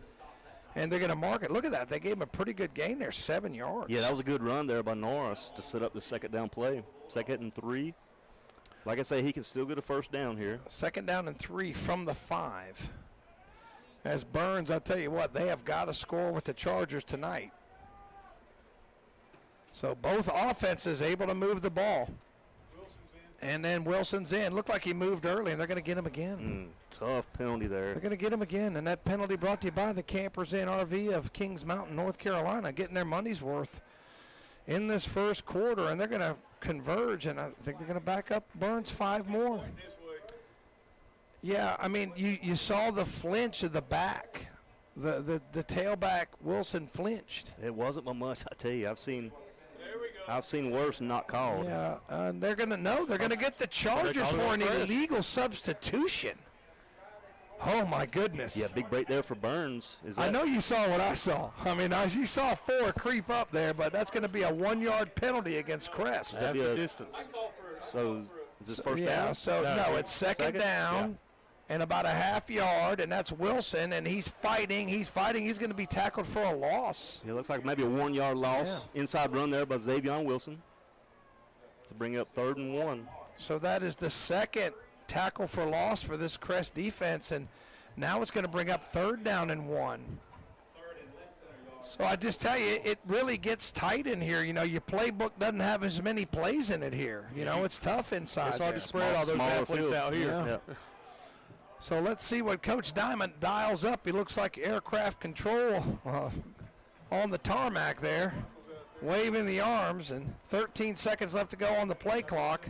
2 wide receivers to the left, and Mooney is going to give it to Norris, and he's going to be thrown for a loss, a big loss. Yeah, all the way back to the 10-yard line as Burns unable to block him, as they're not going to give him that big a loss, but they're going to give him a loss of 5. And that's 2 straight tackles for loss for the Crest defense. Looks like Mooney might be staying on the field. Be 4th and I think. Yeah, I don't know. I mean, it's never a sure thing in high school with a field goal, and I think that's Devon Parrott limping off. Looks like they're going for it. It's a big-time play here. Yeah, 8 minutes, 14 seconds left in this first half. 4th down and 5 for a first, 7 for a touchdown. Hey, we've seen Mooney draw Crest off sides, but we got a timeout. Timeout, so we'll take it with him. 9. Plan now to attend this year's Cleveland County Fair, September 28th through October 8th. 11 big days of fun for the entire family. Entertainment includes Act Monsters Chainsaw Work, The Circus Incredible with high-flying aerial artists, The Electrifying Magic, starring Jay Matoli from America's Got Talent, and Showtime at the Apollo. And Hog Diggity Dog, the very best animal act ever, and Nashville recording artist John Morris, along with 40 Ride Hopper rides, games, food stands, and more. The Cleveland County Fair, September 28th through October 8th, online at clevelandcountyfair.com. For nearly 50 years, the K family at Numbers. He's got to kick it 46 yards just to reach the first down marker. The 10 where he's standing, and 36 to get to the first down. I don't know if he's averaging 25 or well, he had maybe 13 on the one, so I'm not sure. High snap, not much of a rush. He gets this off a little bit better, and it's fielded at the 35-yard line. Shropshire gets out of bounds, pushed out at the 44. So a return of 9 yards for Shropshire, and East Lincoln will have 1 minute and 26 left on the first half, and they do get the ball to start the second half. And throws it to the corner. Wow, open touchdown. So that's a touchdown for Burns. And is there a flag? I guess they're asking for a flag, but there's no flag. It's going to be Nealon Cole touchdown. As I think that was Surratt in the end zone all by himself. Kamar Surratt didn't have anybody 20 yards of him. Did you see how he got that open? Was that a rub route? I didn't see what happened. Okay. So somebody got rubbed, and that's why Crest was asking for the penalty. Yeah, that's why they were looking for a good play call there by the Bulldogs. Wide open that left side. Excellent play. Pending extra point, 14-13. See if we can tie it up here. Johnny Johnson in for the extra point. So that's a Nealon Cole extra point coming up. Mooney will hold. Johnson will kick. Trying to tie it up on your right jewelry scoreboard, and it's a bad snap, and Mooney rolls out, running for his life, lobs it, and it's knocked away. So no good. Crest maintains the lead, 14-13. We'll be right back. Built upon a solid foundation of cast iron and steel, the Kubota L-Series is part of our under 100 horsepower tractor lineup rated #1 for reliability. They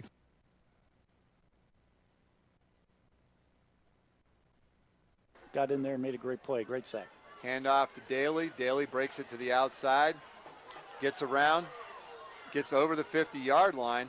It's close to the first down to be a little bit short, and a flag goes up at the end of the play again.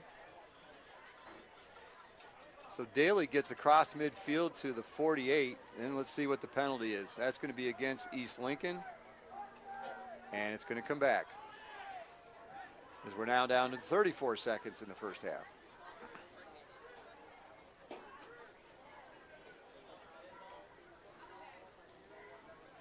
I mean, a lot for each team's coaching staff to talk about here. Big thing, penalties. And we mentioned it. Usually you see these amount of penalties in the first half, or in the first game rather, but of course a lot of these penalties have been after the whistle, after the play, unsportsmanlike. So a first half that is creeping up on an hour and a half. Well, the flag was picked up, so he gets to the 48-yard line. I do not understand this officiating crew. Handoff, this time it's Holler. Quick hitter up the middle. He gets across the 40 down to the 36. That'll stop the clock. on the Turner Hauser Insurance first down, 22.4.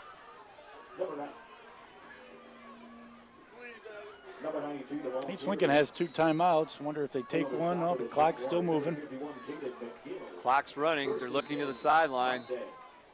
And they do take a timeout. So we'll keep it here. 13.7 to go. And now both teams are out of timeouts.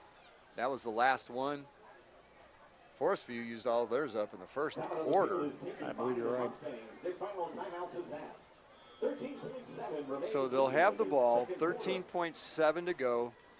1st and 10 on their Forest View 36-yard line after a gain of 12 by Holler on that play. I'll have to think of probably a quick out here. Like I said, we're out of timeouts.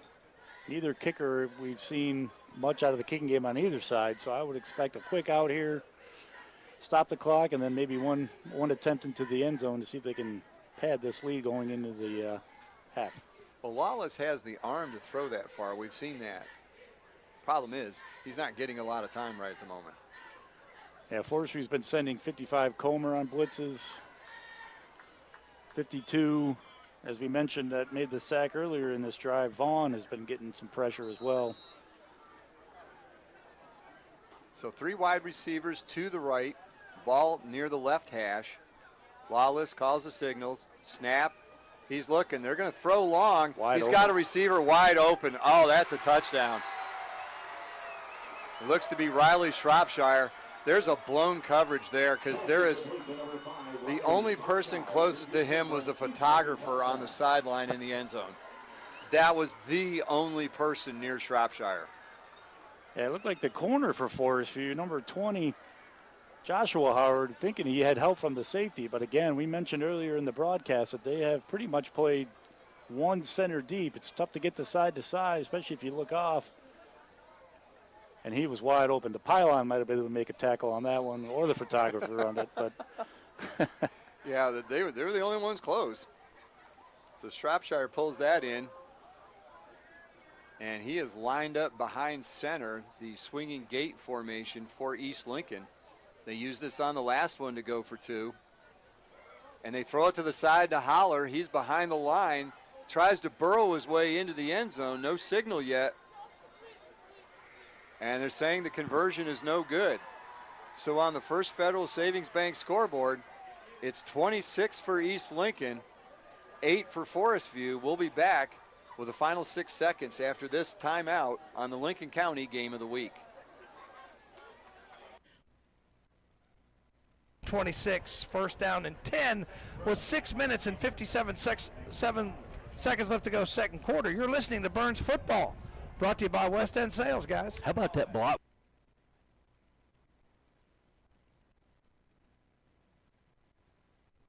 North Lincoln, Ken? Or was it? Yes, it was. And they come back with with a big touchdown in overtime. And he's tied up immediately at the line of scrimmage. It appears to be no gain. Yeah, good play by the Storm defense there, just surrounding the receiver there for Chase, stopping him for no gain there. And Taylor Shires, going back to him, I remember him playing last year for the Trojans, who was maybe their 4th running back, came in the game, made some good plays down the stretch. 4-yard gain in 2nd and 6. Yeah, we'll run to the left side by Mooney. Congratulations, talking again, Tom, about Mooney, we hadn't seen we enjoy doing that ball this much throughout his career. No, I mean, I was talking about the pregame. Design plays for him to run. I mean, I was telling that we don't like to do that usually, but tonight they've seen something in that Crest defense that has made that an option. So it is 6:21 and counting. 2nd down and, well, they gave him 5. I thought it was a 4-yard gain. They gave him 5. So Mooney in the gun again. Little pistol set. I think that's Wilson back there with him this time, and he'll get the toss. And he's to the 31, 35, hit hard, but falls forward. Depends on the spot. If they give him the 38, it'll move the chains. Move the chains. Good run to the right side there by Wilson. And that is a Falston Pharmacy 1st down, the 39-yard line. What'd you give him, Joe? 7-yard run by Wilson. A nice block there by Gage Bowman. 52, I think that was Parrott. Parrott getting a little action in there because, Bonner unable to go. 47-7, West Lincoln over Cherryville. And it was only a 12-6 game. East Lincoln at Forest View. East Lincoln at Forest View a little tighter than I thought. I got to check. Kevin sent me some scores. I'll have to get them in just a second. And snap back to Mooney. Now he's got all kinds of pressure. Better get rid of it. He does. Dangerous throw. Is it intercepted? And he intercepted. It is intercepted. I think that's 7 That's for Cam Crest. Anderson, guys. So Anderson with the interception, and that's an ill-advised throw. Mooney trying to do a little too much on that one. Needs to throw that into the cheerleaders. Yeah, you don't see that very much from Mooney. Try to force it in there. Good job of Anderson for the recognition, pulling that down. So they'll have good field position. 5 minutes, 29 seconds left in this first half. So on the Burns High School 39-yard line, our first sudden change, our first turnover of the game. So let's see if Burns can respond as their defense has to go back out.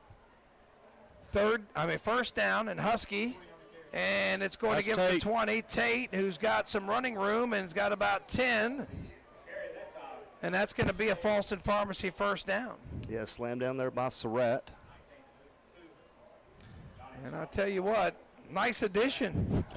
I get not bad if you can get it, is it? I'll tell you what, man, it's just that's just the way it is. In this day and time, guys, that's just the way it is. At every level now. Correct. We're at every level. Back in the day, no, son, you got to practice 3 weeks first, but not anymore. 4 wide receivers in for Crest. Husky in the gun, slaps the hands, and he's going to keep it himself and get wrapped up for looks like about a 1-yard loss, and I think that is, who is that, Wilson? That's Xavier Wilson. Good tackle there on Husky to prevent that big gain. So it's going to be a 2-yard loss, and it's going to be officials timeout. We have a Campers RV injury. We'll be right back. Thinking about buying or selling land in western North Carolina? Specializing in hunting land, farmland, and country homes, Whitetail Properties land specialist Chip Kemp and Chris Weaver are ready to help. Remaining in the half. So we've seen deep shots pay dividends on more than one occasion in this football game, and there's time for another one of those should the Falcons so choose. We'll see what Coach Whitaker and company decide to do here. But it certainly has to be tempting from the 43-yard line. Yep, you got a 35-0 lead with 8 seconds to go, and you're 43 yards away. So we'll see what they choose to do here. Lyda, you wonder if he's going to trot up there and take a knee to take this 35-0 lead into the locker room. Or there's designs on more. Dimsdale comes right in behind him. And they're going to just turn, give this to Dimsdale, and he stays in between the hashes to bring the second period to a close. But it is a first half in which the West Henderson Falcons flex their offensive muscles, mainly through the air, to the combo that you expect. Handoff, and they fold everybody. Carson's got it, and he's going to walk into the end zone for a Nealon Cole touchdown. And now, after that 3-and-out, Crest gets the 31-yard touchdown, and that is, boy, I tell you what, that's a body blow to Burns, turning that ball over and turns into 6. Yeah, the defense shifted to Husky, but didn't see him hand the ball off to Carson, untouched up the middle for the touchdown, kind of similar to that first touchdown he had. So now it's time for the Nealon Cole extra point. Hey, while they're lining up for it right quick, guys, if I can give a shout-out to Cindy Blanton, my sister. They're tuned in tonight. They're able to check out the video. So big hello to Cindy, Curtis, Pete, all them checking out tonight. So glad y'all could join us. So that is a 39-yard drive for Crest. Took 3 plays as the Nealon Cole extra point by Sanchez is good, and that makes no good. No, they call it no good. It looked good from here. No good. So that remains 20-13. We'll be right back. How would you like a new heating and air conditioning system for just $85 a month? Of course you would, and you can have it today by calling Bill Shuford Heating and Air in Shelby. Get a new American Standard heating and air conditioning system for as low.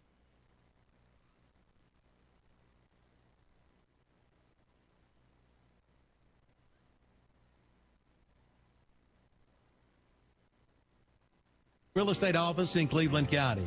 If you're in the market to buy or sell your home, talk with Sherry Horn at Sherry Horn Real Estate. Call 704-915-5450 or visit our website at soldbysherry.com. And like her on Facebook too, and you'll see why nobody does it better. Bottom of the ninth, 2 outs, bases loaded, and 2 strikes. Now, that's a tough situation for any team. And not having your taxes done properly is a problem for you, too. That's when you call on Kimberly Spicer, CPA and public attorney. She has the team you can count on. She can assist you with your small business and your tax preparation. In Shelby, call 704-482-4358. And in Forest City, 828-245-8351. Kimberly Spicer, CPA and attorney. 214 North Morgan Street in Shelby and 118 East Main Street, Forest City. For nearly 50 years, the K family at Numbers Bookkeeping and Income Tax Service have been taking care of your bookkeeping and income tax needs in Shelby, Cleveland County, and the surrounding area. They feature a staff of enrolled agents and registered tax return sponsors and Friendship Chevrolet, 17.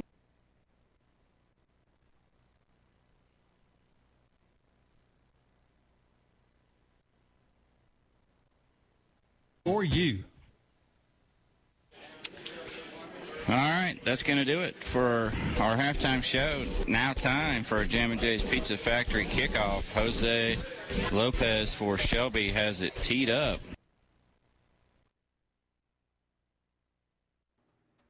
I tell you what, folks, we'll take this will be our halftime break here on the Red Zone Radio Show. We'll give you guys some highlights and more here in just a few moments as I get my screen up and going. I'll keep you up to date on that Burns-Crest score, and in that game, we'll go straight over to that if we need to, once one of them starts getting closer to scoring again.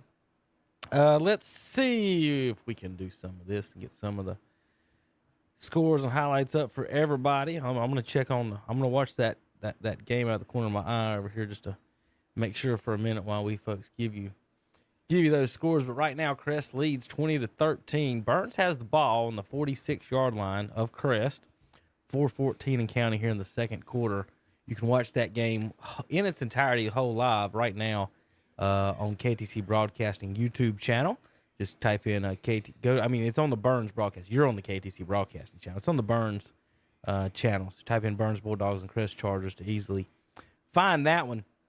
Shelby leads 7-0. You just heard Brent coming back out of halftime up at AC Reynolds. That's kind of surprising. These two teams have been known, Dennis, to 55 to 40 something, 42. Yeah. Like really high scoring contest between these two. 7-0. You about bet me anything. I would never see that score between these two. I would not have been as surprised if it was Reynolds 7 and Shelby nothing. But with Shelby ahead 7-0, I am pretty much surprised about that, Kevin. Okay. There's a quick slant from Burns. They are down to like the 43. Ball comes out. Let's see if the referees know they're calling him down. Crest got a big strip there. They're going to call him down. West Lincoln up big in Cherville 47-7. Stuart Kramer 14-6 at Chase. East Lincoln 26-8 at Forest View. North Lincoln 21-0 at Lincoln. Robertson 21-6 at East Rutherford. West Henderson 35-0 at Hendersonville. Knoxville Catholic 19-6 at Brevard. South Caldwell 34-8 at RS Central. Charlotte Country Days down 13-6 at Community School of Davis right now. Lake Norman Charter 14-0 on Winston-Salem Prep. Kings Mountain 17-13 at Cox Mill. East Gaston 7-0 at Corvion Community. Bunker Hill 14-0 at St. Stephen's. Hickory 6-0 at Newton Conover. Bandy's 21-6 at Forties. Burke 7-0 at Freedom. Second 6. Burns gets about a yard on a run. Watauga 42-0 against Avery at home right now. Wilkes Central and Alexander Central 7-7. Ashe County 8-0 over North Wilkes right now. Those are your local scores and what's going on right now. I'm going to roll through some highlights here. If I can manage this, let's see if I can do it right for the folks at home. You can watch the highlights on What's Up Shopper Twitter page, and that's where I'll be pulling them up for you folks at home. We check real quick on that, Chris. Nothing going over there. All right, let me scroll back to the start of the night for you folks. Kramer Up at Chase, we got some scores of that one. But we started, there's Tanner with his first shot at Cherryville. Cherryville and West Lincoln getting ready to play over there. And then let's see if I can hit this button right and do this right. Let's see. This is South Caldwell entering the field of play for tonight. They're up big right now, 34-8 against RS Central. How about a 3-yard rush from RS Central? This put them up 8-0, Dennis. But then, yeah. They haven't scored since, I don't think. RS Central got in trouble real quick. This is South Point responding with a 2-point conversion. Was no good, though, so RS still led 8-6 after 2 scores. How about Riley Shropshire with a touchdown for East Lincoln with a pass to the return.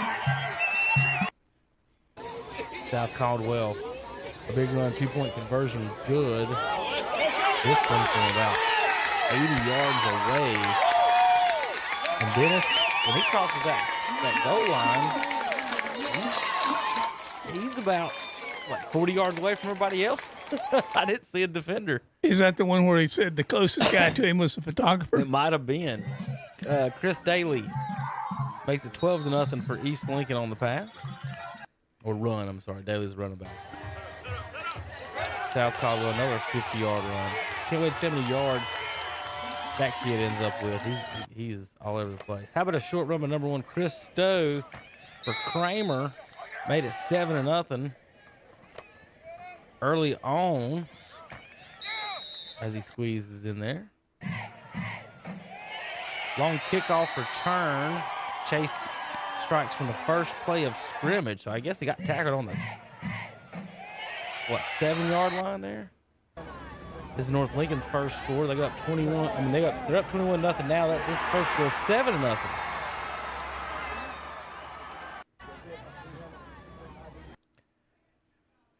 This is Jackson Hill sneaking in for the touchdown for the Jaguars. This is their only score of the game. It's 26-8. It's 12-8. At some point, Dennis, they had a chance. They're in it for a little bit. He's pulled away. 2-yard run by South Caldwell at 27-8 on that one. Kramer marches back down the field. A 10-yard catch from Javian Robbs from Michael Holland. Touchdown made it 14-8. Kramer on this play. We'll watch it again. Was that a deflect of the ball? Been. Watch this. Right on the goal line. Yep. Oh, he caught it one-handed, left-handed. That might be our play of the night, Dennis. Tipped pass.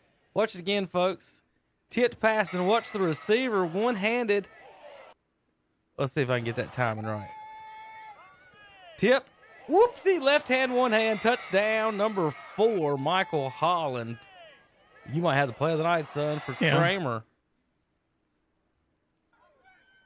Nate Stevens for East Lincoln made it 20-8 on this run. Handoff left side. Dodges a couple tackles. Gets wrapped up and tackled into the end zone. South Caldwell right here makes it 34-8 over RS Central. Handoff, about a 10-yard gain up the middle. Tough running through the crowd.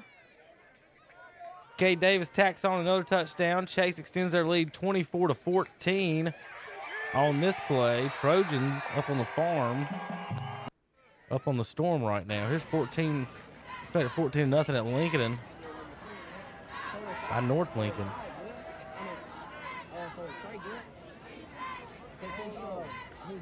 Power option up the middle, triple option. North Lincoln's bread and butter. Here's the North Lincoln band playing for us.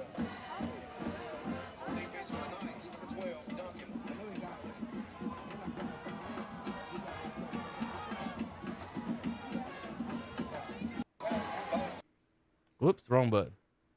Get back up here. How about North Lincoln going up 21-0? Triple option. Quarterback kept it on this one for the touchdown. This is RS Central band. Dustin Hull taking care of the shots for us up at Central tonight against South Caldwell. How about the Lincoln High School band? Let's get some action from them, Dennis. Nice looking field, Kevin. They got that new AstroTurf up there at Lincoln. AstroTurf pops, don't it?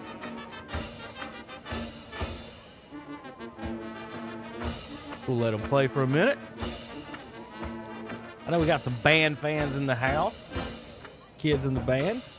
We like to show them off as well on our show. So if you're at the broadcast, folks, tell someone, tag us at KTC Broadcasting, hashtag KTC Scores, KTC Sports, or at KTC Broadcasting at What's Up Shopper. Tag us on any of those. You got the band, cheerleaders, some fans acting crazy. We'll put you on the show. It's the Legion of Wolves marching band.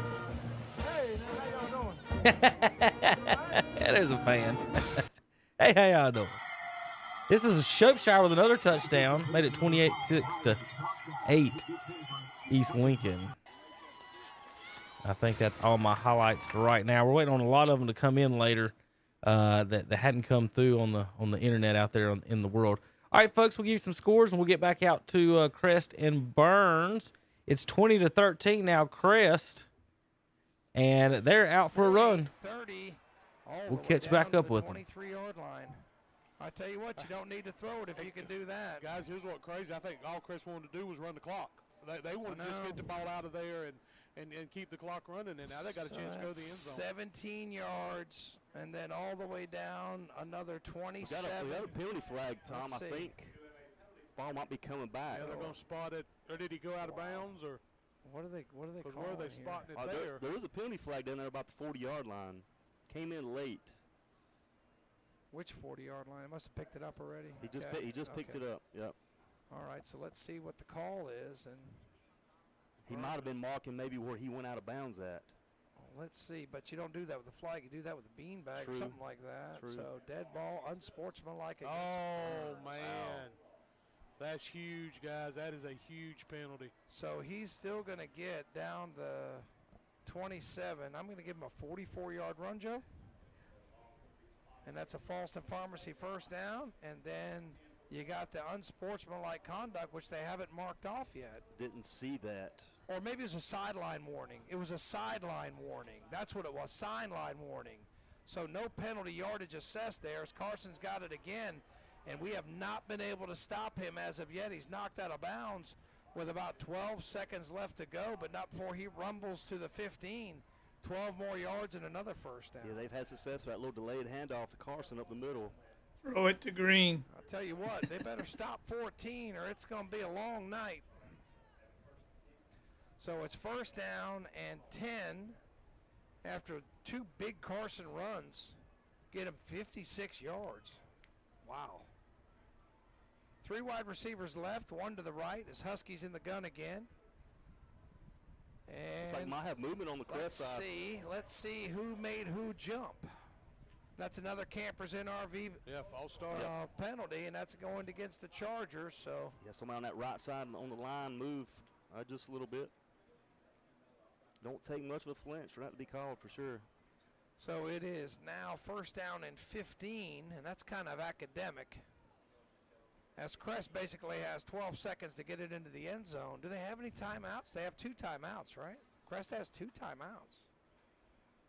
So it's 3 wide receivers left, one to the right. Huskies in the gun looking at the you got 3 plays. Just throw them on toward the end zone, don't you? Hands has it. He'll throw it. There it is. Corner of the end zone. Pick it off. Way overthrew everybody.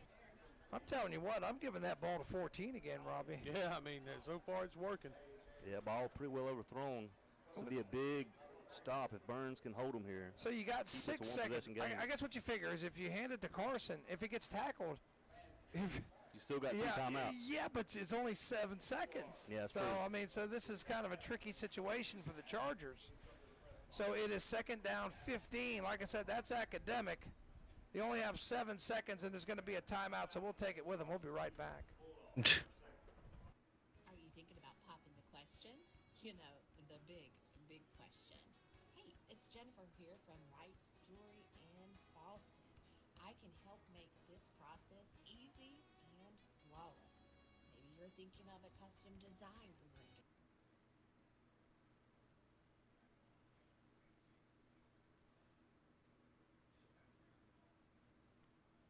All right, Farmer's got 3 receivers bunched left. Still haven't gotten the ball in the hands of Eli Falls tonight. They do throw it to Eli Falls, and gets it out to the 50 for a CSI Mechanical first down. Sometimes you just gotta will the ball to the guy. Well, yeah, he ran a great seam route, and they threw it to him, and he made the catch and a nice run after catch. So 1st and 10 at the 49. It's another CSI Mechanical first down for Shelby. There's 8:20 left in the third quarter, tied 7 apiece. 15-yard pass play. And now Shelby almost to midfield. Farmer's going to throw. He tries to hit Drew Hollifield out of the backfield. Only 7 seconds left to go. You're listening to Burns Football, brought to you by West End Sales. Chargers up on your Wright's Jewelry scoreboard, 13-20, trying to get an oh-by-the-way touchdown to stretch the lead to 2 scores. Big time play here. And Huskies got it. He drops back. He throws and overthrown and incomplete. But they're going to get another play. He had Green across the middle, but overshot him. Had pressure on the play, might have affected his throw. Yeah, I think the interior pressure from Burns there. Yep. And is there going to be a timeout or a field goal attempt? Had a guy coming up on his timeout. I have not seen anybody motion. Well, let's see. Is that a timeout, guys? All right. Taft, that makes 90. Hand off to Daly up the middle. There's an opening before he gets submarined. The field on their 46-yard line. There's 7:38 left here in the third quarter. All tied 7-7 on an unmarked Mr. Sparky scoreboard. And another quick pass. Why would you do that? I can't tell the number. Is that falls? Okay, so falls to the 40. Is it packed over? That's a gain of about 6. Oh, yeah. They bring the fans. Maybe 7 after the spot. Let's see. 7-yard gain. That's not Arrow Mega Money tonight. And most importantly, it's a CSI. That's why they'll take that as whooping every time. Move to change. 1st and 10 for the Golden Lions on the AC Reynolds 39. Shelby going pass heavy here on this drive. And now they've got Hollifield in at quarterback, though. So let's see what they do here. Bridges at running back. It's going to be Tate getting the handoff. He gonna field goal. He powers ahead for about 3 or 4 tough yards. Yeah. Pick up. 3-yard gain, and there was a little bit of movement up front that time. Kick is good. I tell you what, this is a kid. Remember last year, that kid caused a lot of grief at the end of the season, not making those kicks. 2 huge field goals for this Crest program. So we'll be right back with the halftime show, and that's brought to you by Marburger Chevrolet of Shelby. Right now, it's 23-13 on your Wright's Jewelry scoreboard. You're listening to Burns Football, brought to you by West End Sales. Keep that livestock and those pets warm this winter with a stop in at Parker Family Feed and Bell. And inside the 20, great play design there. Yeah, he was just Coxmill absolutely wide open, and that's 4 CSI Mechanical first. They're on the halftime show right now. By the Golden Lions, and Larry they're in the red zone now at the AC Reynolds 17 with 6:20 left here in the third quarter. Under that guy right That's there. A 19-yard pass play. Play. He drives Derek. I don't know if he don't do it anymore, though. He'll do the Carolina thing does anymore. No, he used to be the scorekeeper. 14 or 15. Yeah, he'd drive to every Carolina game from Kings Mountain. He lives there on the golf course. He's still on his feet. He's at the 10. He stepped out of bounds somewhere near the 10. He's going to be, actually, they're going to mark him at the 5, so he's going to have a first down run. And he was caught in the backfield, and he just spun out and made yardage all the way down to the 5-yard line. 12-yard run, and it's 1st and goal from the Floyd AC Patterson. Reynolds 5-yard line. No, he's Tristan Tate. Well, that was a mean run there. watch this right across the street. And they go to the Wildcat. There's Drew Hollifield around the right side. Can he get the corner? He does. I can give you Touchdown, 2 Drew of the guys. I Hollifield. can't Shelby back on top. 13-7. That But was these a guys, great, you've probably heard of. That was a great answer. One guy for went the to Golden Wake Lions. Forest, Alvis Brock. Yeah, it was. That was The other an guy 80-yard drive, Jeff, and took a lot of time off that scoreboard. 6:06 to go, and Shelby goes back on top. That was in numbers. Tax and bookkeeping of Shelby touchdown. 5-yard run by Drew Hollifield. Drew will stay on to hold for this settled heating and air point after attempt by Jose Lopez. Shelby Lake getting right side of the line in, but now they do. Lopez's kick is kind of low, but straight through, and Shelby leads 14-7. We'll be back in 30 seconds for a Jam and Jay's Pizza Factory kickoff. Thinking about buying or selling land in western North Carolina? Specializing in hunting land, farmland, and country homes, Whitetail Properties land specialists Chip Camp and Chris Weaver are ready to help. Visit whitetailproperties.com for more information or give Chip a call at 704-473-3833 or Chris at 704-692-6185. Or visit the new office at 4811 Falston Road in Falston. Hunting land, farmland, and country homes is their specialty. Call today.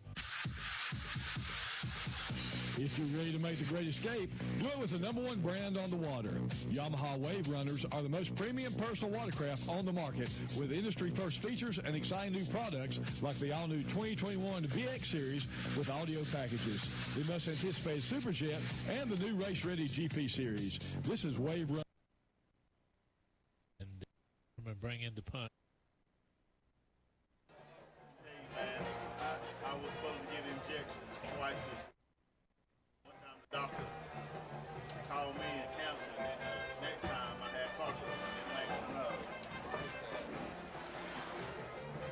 So I got to go next Wednesday. Well, hopefully they won't let it happen. Postpone it again.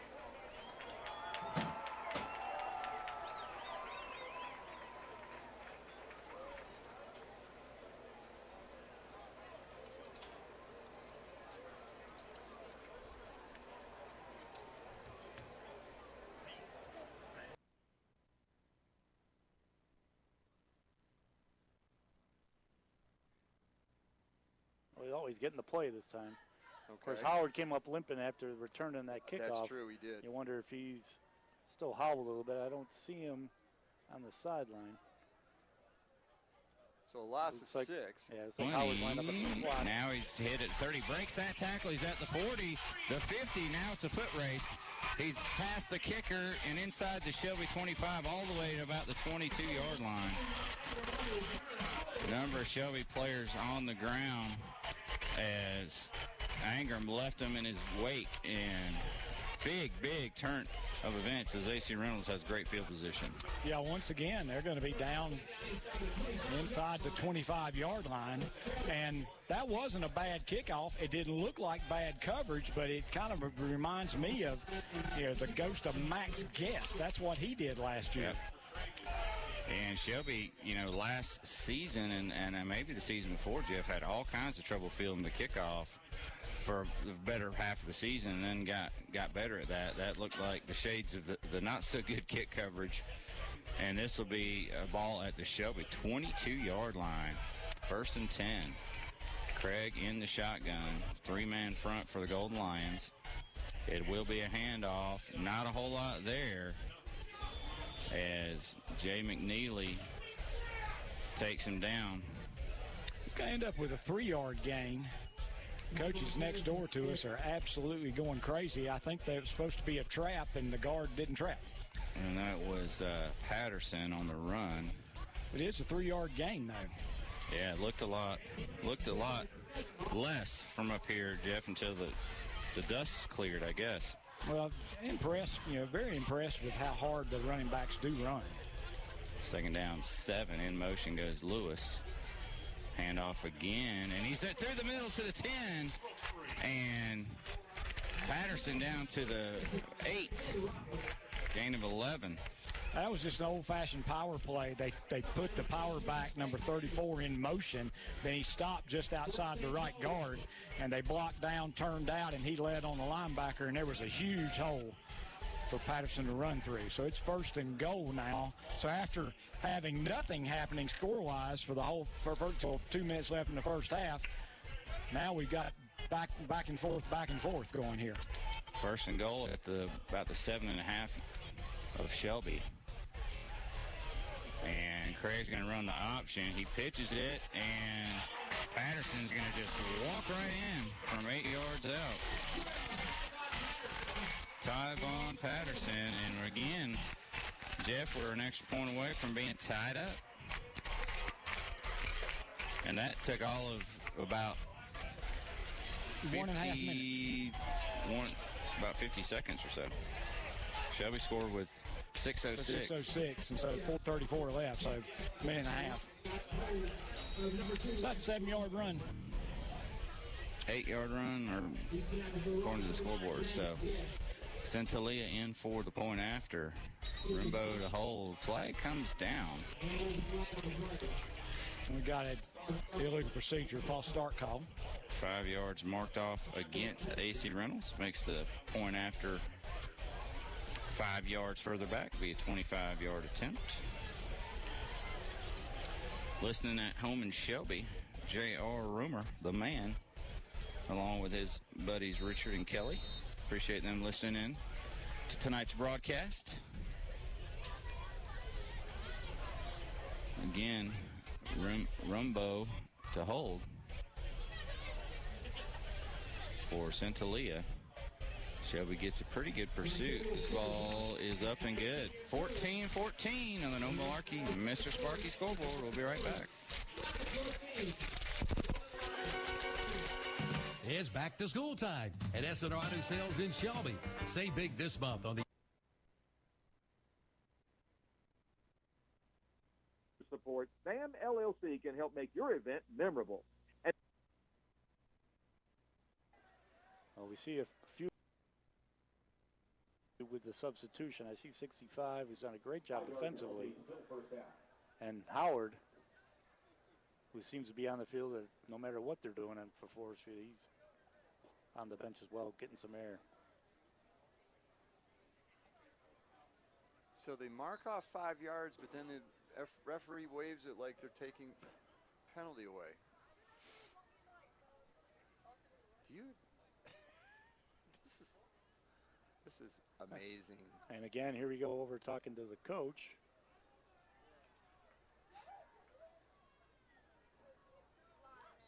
Correction, ladies and gentlemen, there is no penalty on the previous play. It'll be 1st and 10, East Lincoln. So 1st and, oh, they take the penalty back. Yes. What? Okay. All right, hand off to Daly. He's working in close quarters, and he's going to lose a little bit of yardage there. Well, they're being generous. He gets back to the line of scrimmage, and that's all. That counter will play again. 2 halfbacks next to the quarterback. You wonder if the officials kind of delayed that one with their picking up the flag again. So no gain on the play. It'll be 2nd and 10.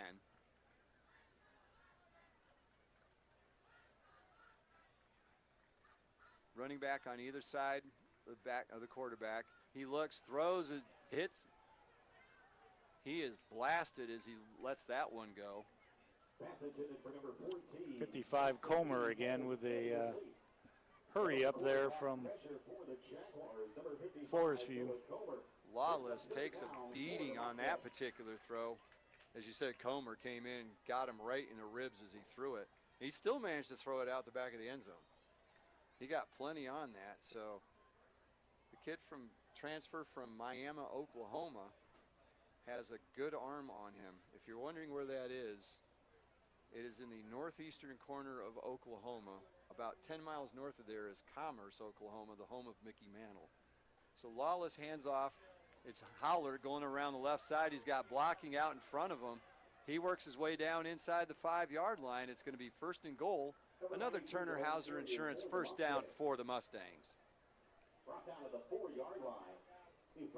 27 for Forest View, Jamarius Durham, and 21 Love on the tackle. But a gain of 16 for Holler on the play. And East Lincoln looking to put their 3rd straight touchdown on the board here in very little time.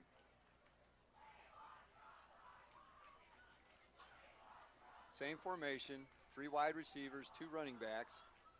Handoff is to Daly. He tries to work his way around the right side. You got a flag coming in from the referee. Daly's into the end zone, but we need to wait and see what the call is. Or if there's a call. Well, he moved the flag forward, so yes, there's holding on this particular one. So that touchdown will not count yet. We've one thing we've seen tonight is the penalties haven't seemed to stop East Lincoln from scoring. Yeah, just more of a delay than anything. Delay of the inevitable. So the penalty was assessed at the 7-yard line. I'm sorry, 4-yard line, so they'll move it back 10, and that makes it 2nd and goal from the 14.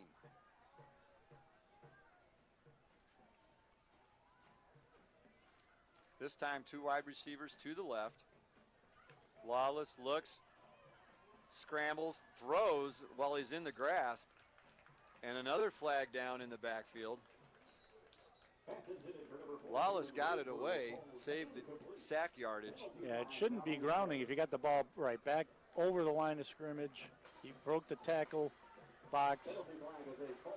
They're calling a false start, so you wonder why the play didn't be blown dead if it was a false start. More of a procedure type of penalty. Right.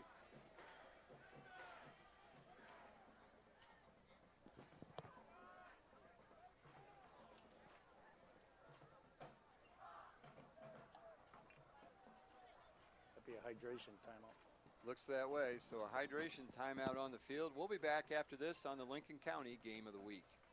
Take your pick on a brand new Bobcat mower from West End Sales and Vail. 15% off at Future Energy Company. Save 2 on the big green.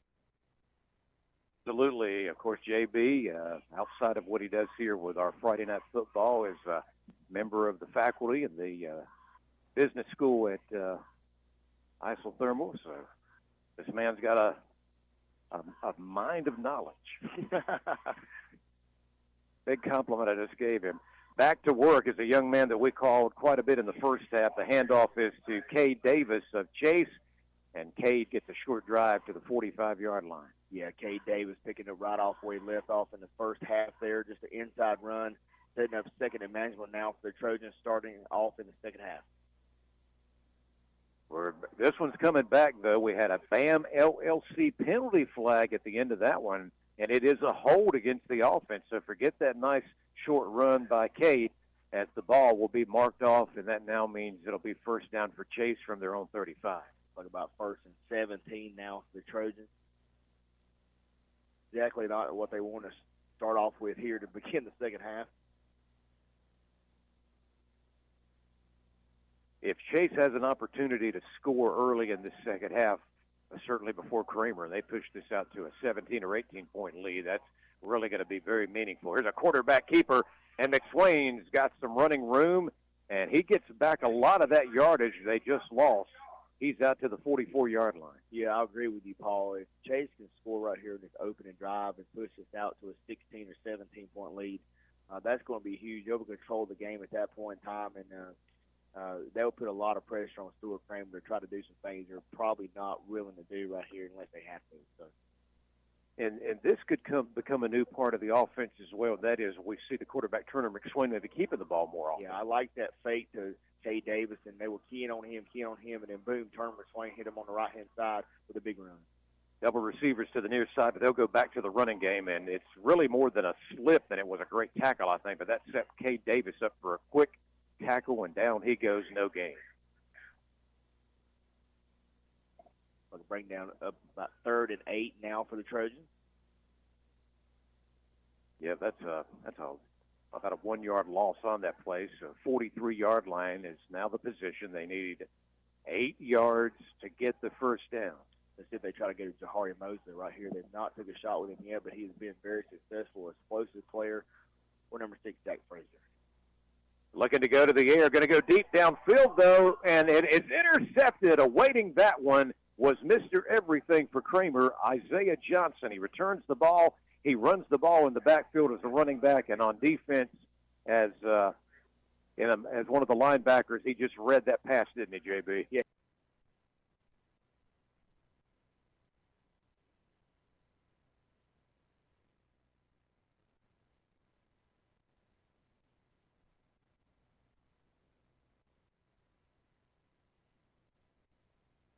Play.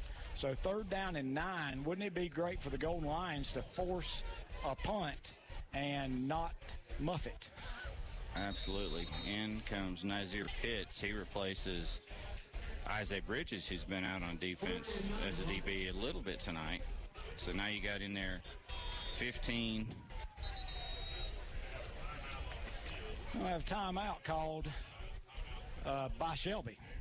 All right, so we'll take it as well. 2:23 to go, third quarter. Golden Lions lead AC Reynolds, 21-14. As we live longer, age is really just a number, but retirement is. So that'll bring up third down and go. Clock running now under 2 minutes and 35 seconds left in the game. Romans gives it to number 5. He takes it around the end, and West Lincoln thinks they got a touchdown, but I hadn't seen the signal by the officials. Terry Heiss was the ball carrier, and they're putting numbers on the board, I thought. And there looks like there's some, I don't know whether someone's injured over there or what. As some.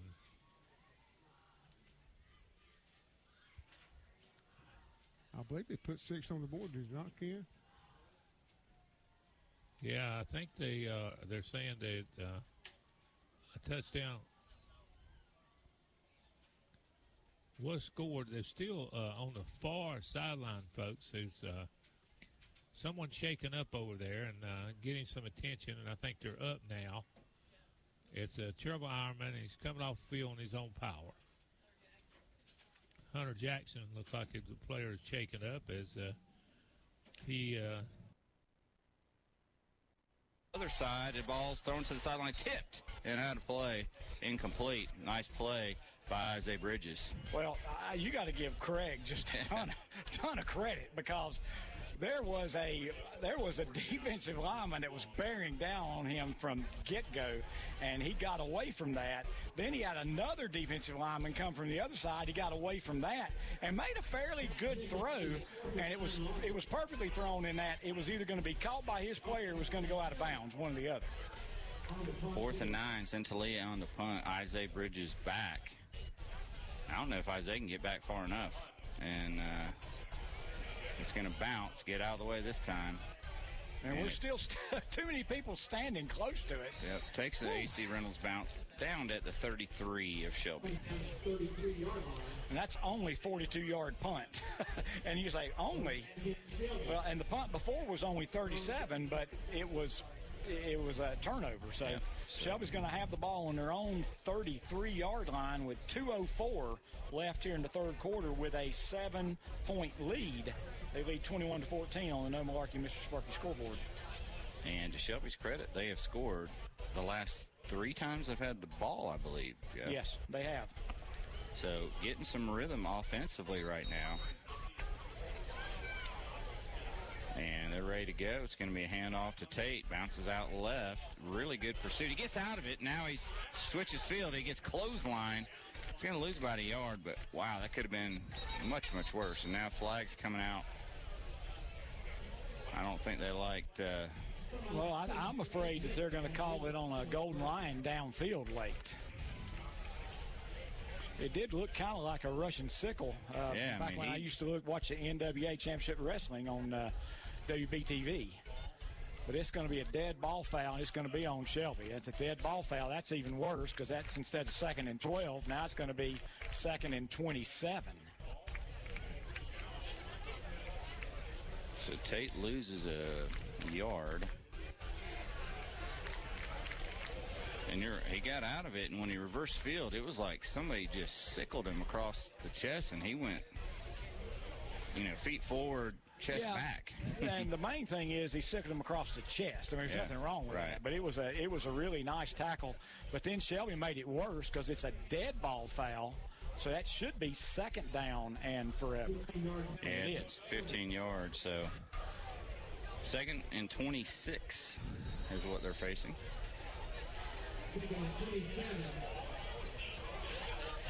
And Farmer throws it incomplete. Again, we've got just too many times that you got 2 receivers in the same area. And when you've got two receivers in the same area, you got two defensive backs in the same area, and you keep doing that, it's going to get picked eventually.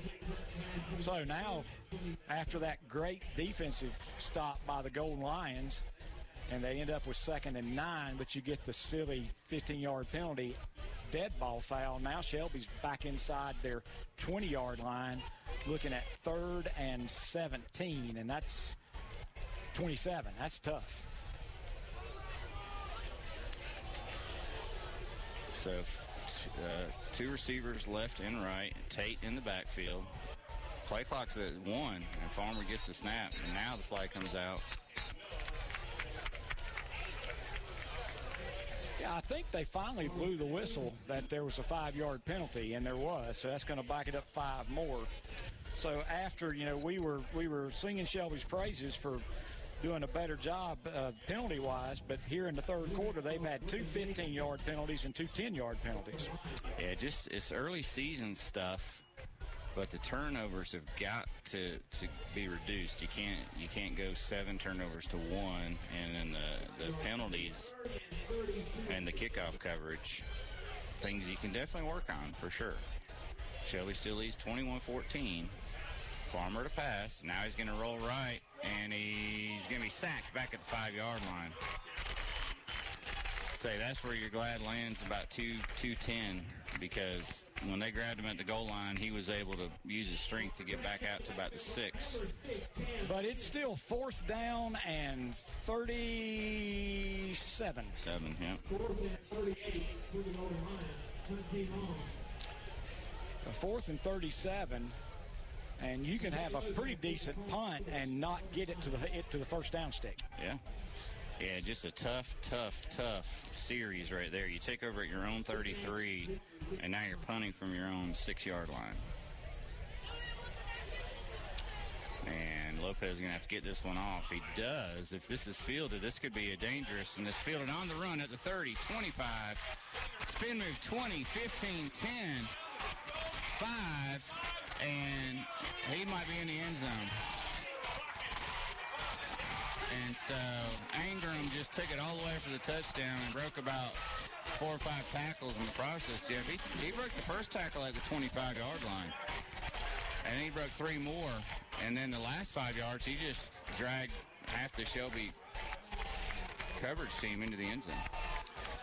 Yeah, you got a block to begin with, but then nobody was getting down the field. And so he took it on the run and took it on about the 37-yard line and wasn't touched till the 25. Then he got out of about 3 tackles. And so what we said, special teams and turnovers. And that's what it's been tonight, special teams and turnovers.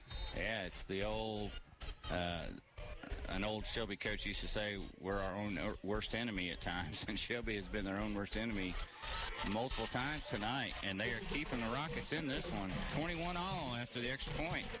And with 36 seconds left in the third quarter, we're back with a tie game, 21-all on our No Malarkey Mr. Sparky Scoreboard. Don't be afraid. It's only Dr. Beast, the Dr. Beast duct cleaning.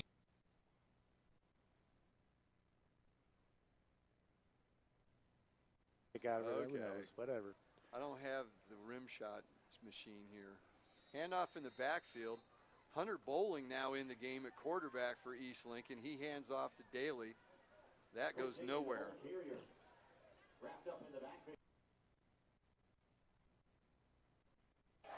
I'll update some more in just a moment. Let's let the play run. Going to throw the ball deep under coverage. Good Did he get roll, it? good ball. Did he get it? He Catch. called it. Catch. Yep. Yep. He's shaking his head, yes. Wow. That's So a great complete ball. all the way down to the 2. Great ball. Great catch. North Lincoln 21, Lincolnton 12. Now it's 21-21 Shelby AC Reynolds. East Gaston 21-7 over Corvian, whoever that is. 23-13 Crest. 24-14 Chase over Stuart Kramer. Here's the play. Josiah Hill right up the middle. There you go. Touchdown, Kings Mountain. We needed that. East Lincoln 39, Forest View 8. Hickory Grove 42, Highland Tech 0. He runs it in from 4 yards out. It's a Mountaineer touchdown. Excuse me.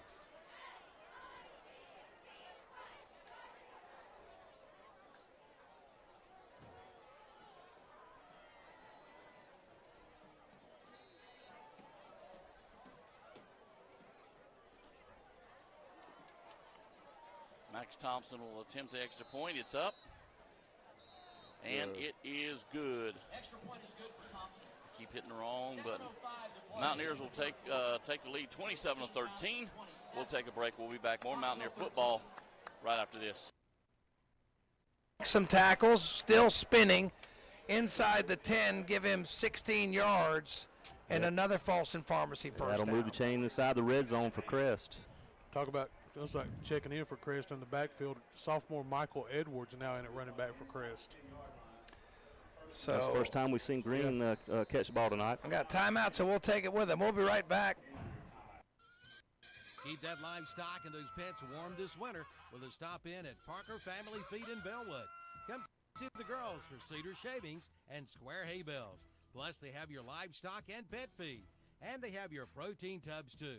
And for you deer hunters out there, Parker Family Feed has cob corn, $9, and whole corn, $9.50 a bag. That's Parker Family Feed, 121 Carpenter's Grove Church Road off Highway 18 North in Bellwood. When you cast a vote for Kevin Gordon for Cleveland County Commissioner, you are voting for a dedicated and experienced leader with a proven history of providing strategic direction, operational management, best practices, and service excellence. He is a strong advocate for all public safety agencies. He is proficient in maximizing efficiency of county operations and resources. He's a champion of economic development and creation of jobs with almost 40 years of public service. On March 5th, 2024, cast your vote for Kevin Gordon for Cleveland County Commissioner. This announcement paid for by the committee. We go to the fourth quarter. We're tied 21-all on our No Malarkey Mr. Sparky scoreboard. We'll be right back. Here's Cleveland County Fair, September 28th through October 8th. 11 big days of fun for the entire family.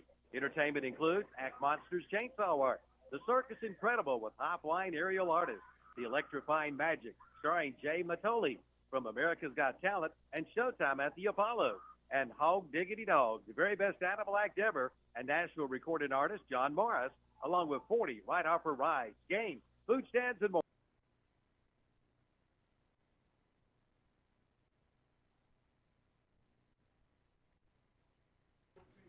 All right, welcome back to the end of the show here on the Red Zone Radio channel. We got a bunch of scores coming across. We want to get those out. Post-game show coming up starts at 10 o'clock, folks. 10 o'clock post-game show. We're going to go ahead and sign off here on the Red Zone channel here tonight. I want to thank everybody for watching. I'm going to scroll through some of the highlights here before we do go, so you guys can see some of those. We're going to be showing these obviously during the post-game show, but let's go through some of the highlights tonight. Here real quick. I'll scroll all the way back to the top. Now, so folks, remember some of these games we don't have there's so many people at the games we can't get the video out during the actual games, so we don't get them out to the post game show. But we're going to do our best, and I'm going to scroll through some of the ones that we didn't get to earlier. We've already went through some of these, folks. Well, let's see. Let's listen to there's the North Lincoln Band one more time. Let them play us away here for a few minutes. But I do want to scroll up and get the scores we haven't got today. How about let's start? I think we saw that one. This is East Lincoln going up 32-8, right up the middle. Chris Daly for the touchdown. This is Shelby up in Asheville right now. This made it 14-14 in the third. They just ended. It's 21-21 now. Just ended that quarter. Here's Reynolds going up. Now, both of those can't. Oh, that was Shelby 14-7. This one's 14-14 with Reynolds tying it 14 apiece there. Shelby and the Whites. South Caldwell made it 50-8 on this play. They've been. I can't wait to see how many yards they got because it's a lot tonight up in at RS Central.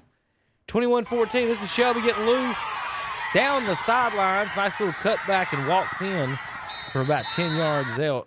That made Golden Lions 21-14 leaders on that one. Jalen Roseborough for East Lincoln made it 39-8 on this one. See, they're going to hand off right around the end, and he's going to run right around the end. It's like a video game. That looks like. Good blocking. How about we give him that?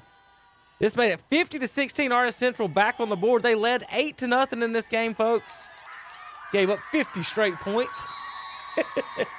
And then capped it off there, made it 50-60. We're going to go through all that, all the scores and more. We'll be right back in just a few minutes. 10 o'clock, folks, 10 o'clock ktcbroadcasting.com.